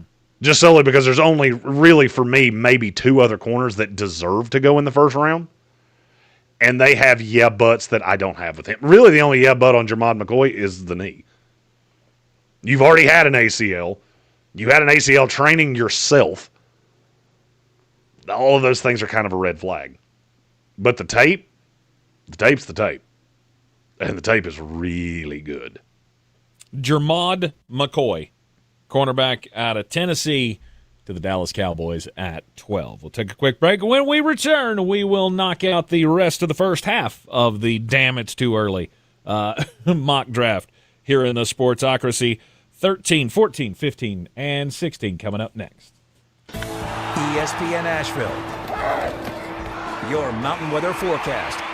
Cool after sunny sky, upper 60s should about do it with a few showers around, especially later. I do think some of us will get wet as we go through the evening commute. Tonight, some clouds around. The fog will settle in by morning, mid-40s. So fog early Tuesday, then mostly sunny, beautiful day. Highs will be in the low 70s, and a chance of showers Wednesday in the afternoon, low 70s. From the Weather Channel, I'm meteorologist Ray Stajic. This report is sponsored by Macy's Backstage. What will you find at Macy's Backstage? Just had one of those moments where somebody's hovering outside the window, but I can't see who it is because I'm in my outro for the segment, and I'm thinking, I swear to God, I'm gonna kill whoever that is. I looked over and the door opened before I cut off the mic. It was my mom. Let's go. It's like that door started to open before that mic went off, and I was like, oh, I'm gonna kill whoever did this, and I turned my head, and it was Mom. I've come back! Checking first is smart. So check Allstate first for a quote that could save you hundreds. You're in good hands with Allstate. The Mama Tank. Savings vary. Subject to terms, conditions, and availability. All state. Mama Tank brought Reese's. Illinois. Keep your ride road trip ready with parts, tools, and Peanut butter and jelly Reese's. I don't know if these are going to be good or not. No. emergency roadside kits. I mean, you crazy people that like peanut butter and jelly, I'm sure it'll be fine. Oh, they're glorious. Gross. Or take the roads less traveled with Gross. confidence. Shop summitracing.com. Use promo code radio. You're weird. Yeah. Exclusions apply. So weird. Doesn't have anything to do with peanut butter and jelly, but yeah, I am weird. Summitracing.com. Let's build it together. All about the presets. That is the best new feature. It's like a car radio right on the app. There's a list of what's If you were a prospect in the NFL draft and I found out you did not eat peanut butter and jelly, you'd be off my board. Just off the board. That's weirder than putting mayonnaise in your coffee. It's local. No. The best ingredients don't come from a world away. I really like ice cream, but only if you put Tabasco and fish juice on it. What? Precious items you'll find anywhere. You say weird things Getting sometimes. our foods from the farms we support, to the stores we love, to the tables you treasure. Ingalls, we're with you every step of the way. In the aftermath of Hurricane Helene, we found out a lot of things about our community. We saw neighbors helping neighbors, and we learned in desperate times one of the best things to have around is a redneck with a chainsaw. Not just a chainsaw, boy, just country boys in general. When you live in these mountains, you figure it out. Like, you make stuff happen. After answering the calls for help that they heard on the radio, the Chainsaw Brothers are still here, making it happen the right way. Fair, insured, and local. Need tree help? Call the Chainsaw Brothers. 316-1013. 316-1013. This is J.W. Whitley, General Manager at Parks Ford of Hendersonville. Our purpose, to improve lives with every interaction. Nominate your Parks Community Hero today at parkscommunityheroes.com. Like Daniel, a veteran who accompanied law enforcement and other veterans to perform search and rescue operations. Like Spencer, who helped build a bridge out of debris to rescue 7 families after the road was washed away. Nominate your Parks Community Hero today at parkscommunityheroes.com. Experience the Parks Promise today at parksfordhendersonville.com.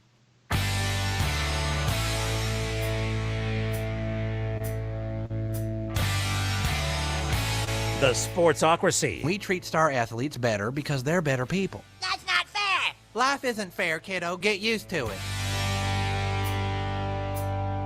It is, damn, it's early mock draft day here in the Sportsocracy. The 2026 NFL draft is, just 52 weeks away. So we thought it'd be a great time to plant the flag. We're on the clock. We're just 347 days away from the 2026 NFL draft. It's quite a ways away, but that summer scouting gets started in a month.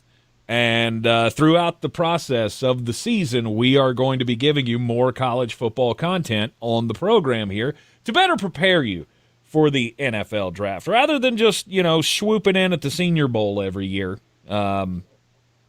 we're going to do more college football content throughout the year, especially focusing on the stars in the 2026 NFL draft. So might as well start today on a mock draft Monday. We're up to the 13th pick. Yes, we will finish this off tomorrow. I was about to say, it's a mock draft Monday that's going to turn into a mock draft Tuesday. Sure. Lead into a power rankings Wednesday. And then an off-season grade Thursday, Friday, and wah! Full week here in the Sportsocracy. Off-season grades are going to take way more than the end of this week. That might get us all the way into June. We continue to unpack the 2025 NFL draft. But looking ahead to next year, the 13th pick in the draft would belong to who, Jeremy, according to the calculations here? The New England Football Patriots. I've heard a lot of Patriot fans talk about them making the playoffs, and I've been telling them all that you understand that it's a lot of crimes that you would have to smoke to get there. And then I did this little exercise, and I went, man, that changed quick because the AFC is thin.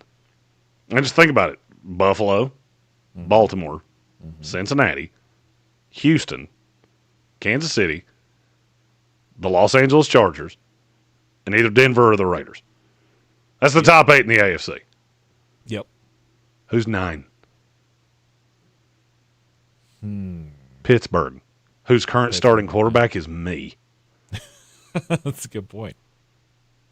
And then you got I got there and I went, the Patriots and the Jets and the. I went, woo! New England's the best of the poo tier for sure.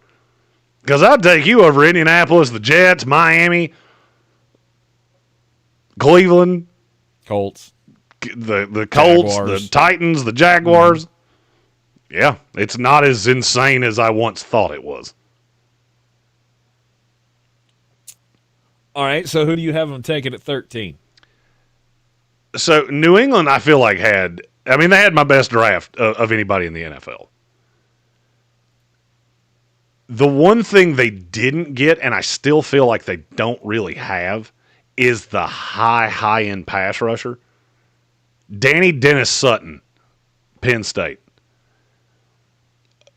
I can't remember now how this came up, of how Penn State didn't have another guy on the other side. No, they did. It was just not a guy that was in this draft class. And I knew as soon as I said it, I was like, I did not phrase that appropriately. I thought Danny Dennis Sutton would wind up in this draft class. I was shocked when he decided to come back. And now I look at him, and I think I'm starting to understand why he did it. Because I've watched some of the tape, and it's good, but it's raw. Mm-hmm. And it's kind of how I looked at Abdul Carter a year ago. You need that year as the dude. Because I would actually argue Danny Dennis Sutton may have regressed last year. Strictly an outside guy. I think he's probably athletic enough to stand up if that's what you asked him to do. He'd have to probably thin down a little bit. But he's a good pass rusher. He's a good pass rusher. Everything I've ever heard is a good kid. I just want to see what he's going to look like as the guy. There is no player that it is easier to get duped by than the player that plays on the opposite side of a really dynamic pass rusher. Because that kid then sees single coverage he never gets double teamed. I never see how he has to beat that. I put him up here because I think he's a top 15 talent in this class. He's one of those that could wind up in the top 10. He could wind up in the third round. And I really tried to mitigate that risk as best I could. But this is one of those that I have to get him in here. Even though there is some risk. And I'll go ahead and tell you, if he doesn't live up to expectations, Penn State could be in trouble. Because Penn State's got a lot of players. It's just for the first time in I couldn't tell you how long. More of them are on the offense than they are on the defense. Because they have two of my highest-rated running backs in this class. Mm-hmm. They have one of my highest-rated quarterbacks in this class. They have a receiver that seemingly a lot of other people believe in. I have yet to get there, but okay. You told me this about Julian Fleming, too. I've been burned by Penn State receivers enough times. I'm probably not going to do that again until I see it. Mm-hmm. PFF says he had 75 pressures in the last 2 years. That sounds right. That's nuts. The only one ahead of him in college football was T.J. Parker. Yes. Who had like 78. He's quite a talented player. Mm-hmm. I would also be remiss if I didn't point out he's probably never seen a double team in his entire career. So if that number stays true, and we're still talking about it that way a year from now, then yeah, he's a top 10 pick. Yeah. What I'm afraid of is that now he's going to get that number one attention, and now he's the guy that everybody's looking at on that defense. And I'm afraid that number is going to come down drastically. And that brings up number 14, picking after New England. This is where it got harder for me to figure out the teams. And you're not going to love what I'm getting ready to say. It's the Tampa Bay Buccaneers. Okay. I do think you have been passed by the Atlanta Falcons. I don't think it was that far off last year. I mean, you feel free to tell me when I'm wrong here. That division was still in doubt in Week 18. Sure. Yeah, absolutely. They've had a much better offseason than you have. You lost your play caller. Mm-hmm. You had what I can only say is one of the weirdest draft classes I have ever seen. It's weird when a team comes in. It's like you didn't even look at team needs. You just went, we're taking the best player on the board. That's fine. Yep. when you're Philadelphia. You had needs, and you did not fill them. And I'm afraid that's going to come back to bite you. Okay. One of the needs that I feel like you completely ignored was at linebacker. Now, I said a lot of negative things about Tampa Bay there in the run-up to this, and now I'm going to say the really good thing. This may very well be the best linebacker draft in NFL history. Could be. Anthony Hill Jr. out of Texas. Yes. Just, man, that'd be on my 6 to midnight list. I mean, it's way too high. I don't think we're going to be picking at 14, but I'll take it. Anthony Hill. That kid had like 187 tackles last year. He is really, really good. I mean, and he just jumps off the tape. This is another one of those super ballyhooed, like 5-star, top 5 on everybody's board, freak of nature. He's 6'3", 235. I'm not sure he's not the fastest linebacker in college football right now. Plays sideline to sideline. By the way, you mentioned the tackles. He had 32 coverage stops last year too. Awesome. That was, or since 2020, so in the last 2 years. Okay. That's tied for the most in FBS college football. He can't. There's nothing in his game that he can't do. His problem, he plays linebacker, and he's a true, honest to God linebacker. Same problem I have with Harold Perkins, who, by the way, is not in this first round mock, but at some point tomorrow I will talk about him. Because Harold Perkins, I'm telling you, they're going to do a 30 for 30 on that kid. He could have been a top 10 pick as an 18-year-old freshman and has done nothing but drop every year since. Anthony Hill's a dog. And if you were able to get, and look, you may not like the pick number here, I would still think this is where Tampa Bay's going no matter where you're at. Possibly. Because that's a guy you add to that defense. That is the definition of what Todd Bowles has been missing for an extended period of time in that defense. That's what we thought Devin White could be. Because he was sideline to sideline, too. The problem is he couldn't cover me. Which is still the crazy. A guy that athletic couldn't cover to save his life. Nope. And is now bounced around the league like a ping pong ball. Yep. And Anthony Hill is, from everything that I saw about him or read about him so far, is that he can be the replacement for Levante David. He could be the signal caller. He can be the leader. He may Maybe be. not immediately, but eventually. In terms of just off-ball linebacker, he may be the best one I've ever graded. And now I'm not super – it's almost irresponsible of me to say that. In terms of going into summer scouting, this is the highest I have ever been on a linebacker. Mm-hmm. And I'm not sure you can't play him everywhere. Because there's nothing he can't do. He's just a freak of nature. The thing I don't understand is how in the world did you end up at linebacker? Like when you were a 9-year-old kid, how did they put you there? I always think that when we get somebody like this. I thought it with Devin White. I've thought it with a few other guys over the years. But those guys tended to be a little bit shorter.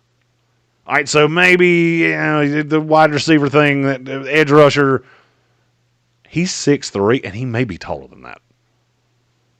I mean, I can tell you this. It's not hard to look in a huddle in an all-22 and go, why is he bigger than guys that you're telling me he's shorter than? Either his spikes are real tall or he's taller than you're telling me he is. I think he's a dog. He's one of my top 5 players in this class. He just plays a devalued position. Yep. All right. Tampa Bay with Anthony Hill Jr., linebacker out of Texas. Tank started so angry there with me telling him his team was. I think you grossly undervalue how important Liam Cohen was. Yes, I do. I do. Because you think it can just happen with anybody. Already. Right, because we replaced Dave Canales with Liam, and it was fine. We can replace Liam with, I don't even know who the hell we. That's the point. What you just did is the point. We knew who Liam Cohen was. I think Todd Bowles has done that. And look, you tell me where I'm wrong here. I know Todd Bowles pretty well. I watched him for many years with the Jets. I watched him do this. I watched him do this exact same thing where he went, that doesn't matter, and it was Marty Morenweg. And the offense cratered into the ocean Oh, no, now it's Josh Grizzard. Mm-hmm. Who was, the receivers coach? Sure. He was on the staff. Yes, he was. He looks like he was. It's talking about his rapport with Baker, so maybe he was the quarterback's coach. Might have been. I just don't buy it. I'm telling you, I've read this book with Todd Bowles. The minute you expect, when you look at him and go, "This should be the best team you've ever had," turd. That's the one where Ryan Fitzpatrick all of a sudden forgets how to throw a football after the greatest year any Jet quarterback's ever had, and the next year, I honest to God thought he'd been hit by a car. Wow, Josh Grizzard. I don't know who he is. I hadn't seen him before. I just pulled up an article here that's got the press conference. He looks like Chris Kattan. He does. From Saturday Night Live. He does. You're also not the first person to point that out either. Old Night at the Roxbury is now our is now our offensive coordinator. Yay! All right, let's go number 15 here in the damn it's early mock draft for 2026. This is where I slid in the Raiders, and I'm not going to lie, I did slide the Raiders one spot over the Buccaneers just as a to you. Yep, of course. Those two could have been flipped. It would not have changed the picks. So, because originally I had the Raiders at 14, Tampa Bay at 15, and I went, nope, this is too good an opportunity for me to just go. Twist that knife. Boo! For the Raiders, I go Malik Muhammad, cornerback out of Texas.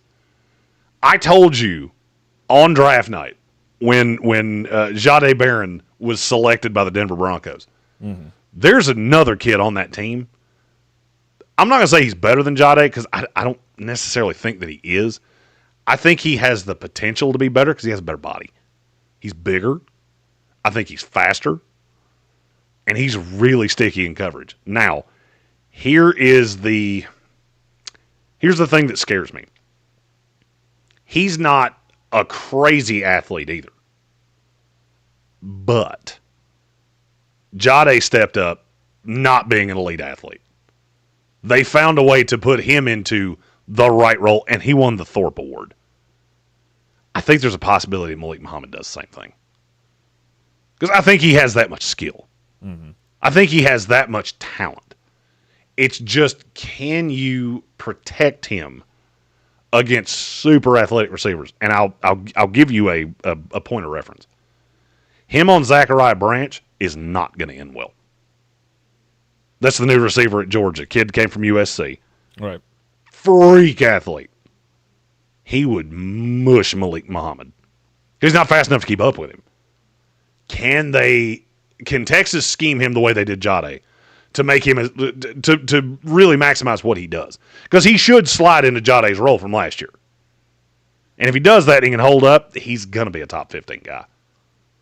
Because he's really sticky in coverage. And then number 16. 16 is the Green Bay Packers. I think a regression is coming for Green Bay. I don't love anything they've done this offseason. I just look at that team and go, this is the worst team Jordan Love's had around him. And I'm not sure it's all that close. And one of my he has another receiver now. So he's got another receiver that's just like the rest. I mean, it looks like my dating record before I met Amy. It's a whole mess of threes. Uh-huh. The thing that bothers me the most is that you're still trusting Rasheed Walker on the left side, and you shouldn't be. So here at 16, I went Spencer Fano, offensive tackle out of Utah. Yes, Utah does have two super high-end tackle prospects. One's on the left, one's on the right. Fano may end up being a top 10 guy. I think that's very much possibly on the board. I'm curious to see how he holds up this year. He was awesome last year. But he was awesome on a really bad team. That Utah team is going to be way better this year. He had a 93 PFF grade last Sure did. That's insane. Yeah, his run blocking grade was higher than that. He was almost a 94 run blocking grade. Wow, he was. Look at that. The only player he trailed in PFF grade last year was Kelvin Banks. That's it. There were no others. And that was he is an older prospect. He's a sophomore, but I think he's already 21. But even with all that, I don't care. That kid's a dog. Mm-hmm. You are going to have to refine him a little bit in the passing game because Utah did not throw a ton last year. They had quarterback issues. I'm curious to see with everything. I think Utah's going to be vastly improved. I want to see how he looks against better competition in games that are not, I hate to say this way, but it's true, meaningless. Utah played a lot of games last year. It didn't matter what happened. I want to see him with a little bit of pressure. I'm also curious to see how the other kid whose name I just can't, for whatever reason, it's out of my head. Lomu? Yes, Llama. Lamu, whatever. We got Fawn and Llama. Yeah. Fano and Lamu. I like Fano a lot for Utah. I think. Look, this draft is really good at offense. Going into the season, it's really good at offensive tackle. It's really good at linebacker. It's really good on the edge. I think it's mediocre to bad at wide receiver, and running back gets thin in a hurry. I have 2, and then it drops off a cliff. All right, there is the first half of your first round mock draft. Everybody's committed enough to give you a too early mock draft. How many people are committed enough to give you 4 hours of a damn it's early mock draft? That's right. We'll have round 2 coming up, or second half of round 1. Round 2 of us doing the mock draft coming up tomorrow on the program. So be sure to tune in right here on ESPN Asheville, 92.9 FM, 880 AM at 1400, and of course everywhere on the iHeartRadio app and on YouTube as we will round out the damn it's early for a mock draft. You're in the Sportsocracy, and we will see you back here tomorrow. ESPN Asheville. Clear.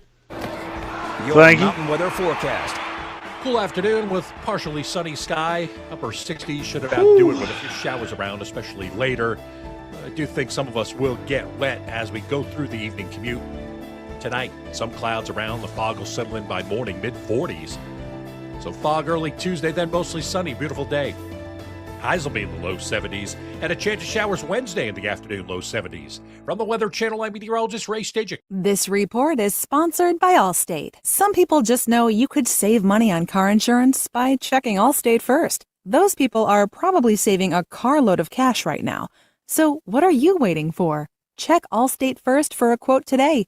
You're in good hands with Allstate. This is the story of the one. As a safety manager at a manufacturing plant, he does everything he can to keep his coworkers safe. From finding ways to reduce risks to keeping safety supplies in stock. And for that, he relies on Grainger. Grainger offers a broad range of quality products and next-day delivery, so he can always play it safe. Call 1-800-GRAINGER, click Grainger.com, or just stop by. Grainger, for the ones who get it done. At Ingalls, we know that fresh means local. The best ingredients don't come from a world away. They come from your own backyard. From the farms we support, to the stores we love, to the tables you treasure. Ingalls, we're with you every step of the way. How do you spot the all-new Nissan Rogue Rock Creek? Here's a hint. It's got all-terrain tires, a tubular roof rack you can't miss, and it's tough inside and out with lava red detail. You'll also find it in its natural habitat, climbing mountains, attacking rugged trails, and never backing down from any adventure. The first ever Nissan Rogue Rock Creek. Intelligent all-wheel drive cannot prevent collisions or provide enhanced traction in all conditions. Always monitor traffic and weather conditions. Always secure cargo. Heavy loading of the vehicle with cargo, especially on the roof, will affect the handling and stability of the vehicle. Every hour. What's actually happening? Something is happening. What is happening in our country? A lot of good things toward peace are happening. Local, state, federal. Check in all day. All day long. It's always something. You think you've seen it all. News Radio 570 WWNC. Are you prepared for an emergency or disaster? Because it's not a matter of if, but when. Don't find yourself saying, I'll trust water bottles and a flashlight to save the day, but I'll be proved wrong. With a tornado approaching, I'll realize that I lack a wheelchair-accessible shelter. When the floodwaters rise, I'll be up in the attic with 20 cans of beans. It's a recipe for disaster. Let's prepare so we all have a better story to tell. Get started at ready.gov/older adults. Brought to you by FEMA and the Ad Council. This is J.W. Whitley, General Manager at Parks Ford of Hendersonville, introducing you to this month's Parks Community Heroes, Corey and Kristen Short and the entire team at Silverados, who converted their music venue in Black Mountain into a donation and distribution zone in the wake of Hurricane Helene. Corey and his team founded Valley Strong Disaster Relief, dedicated to providing essential support to our neighbors in need. Nominate your Parks Community Hero at parkscommunityheroes.com. Experience the Parks Promise today at parksfordhendersonville.com. There's a lot to be excited about in 2025. And for your Atlanta Braves, it's all about a fresh start. 1-2, he hits one well. Deep left field. Gonna head back to the wall. Boom! A two-run home run! Join us for Atlanta Braves baseball all season. Fly ball deep right field. Hanging high. Carrying back to the chop house. Look out! The mountain's home for the Braves. Asheville's #1 sports station. ESPN Asheville. Over 50,000 police officers are assaulted on the job each year, leading to injuries and death. This is the reality they deal with when making contact with the public. Another reality is that if someone doesn't comply with a lawful order or uses force against them, police may have to use sufficient force in response to obtain compliance. Use of force is always ugly. Nobody likes it, especially police, and nobody knows how it will turn out. Spread the word. For de-escalation to work, both parties must de-escalate. And de-escalation isn't necessary if there is no escalation. Help police by not escalating. Don't attack or try to disarm an officer, whether it's getting asked a question, getting a citation, or getting arrested. Don't argue, don't resist, don't flee. After the encounter has been resolved is the time to address any complaints. Comply now, complain later. Keep everybody safe. This message brought to you by the National Police Association. To learn more about how to help law enforcement accomplish its goals, visit nationalpolice.org. Portions of the following program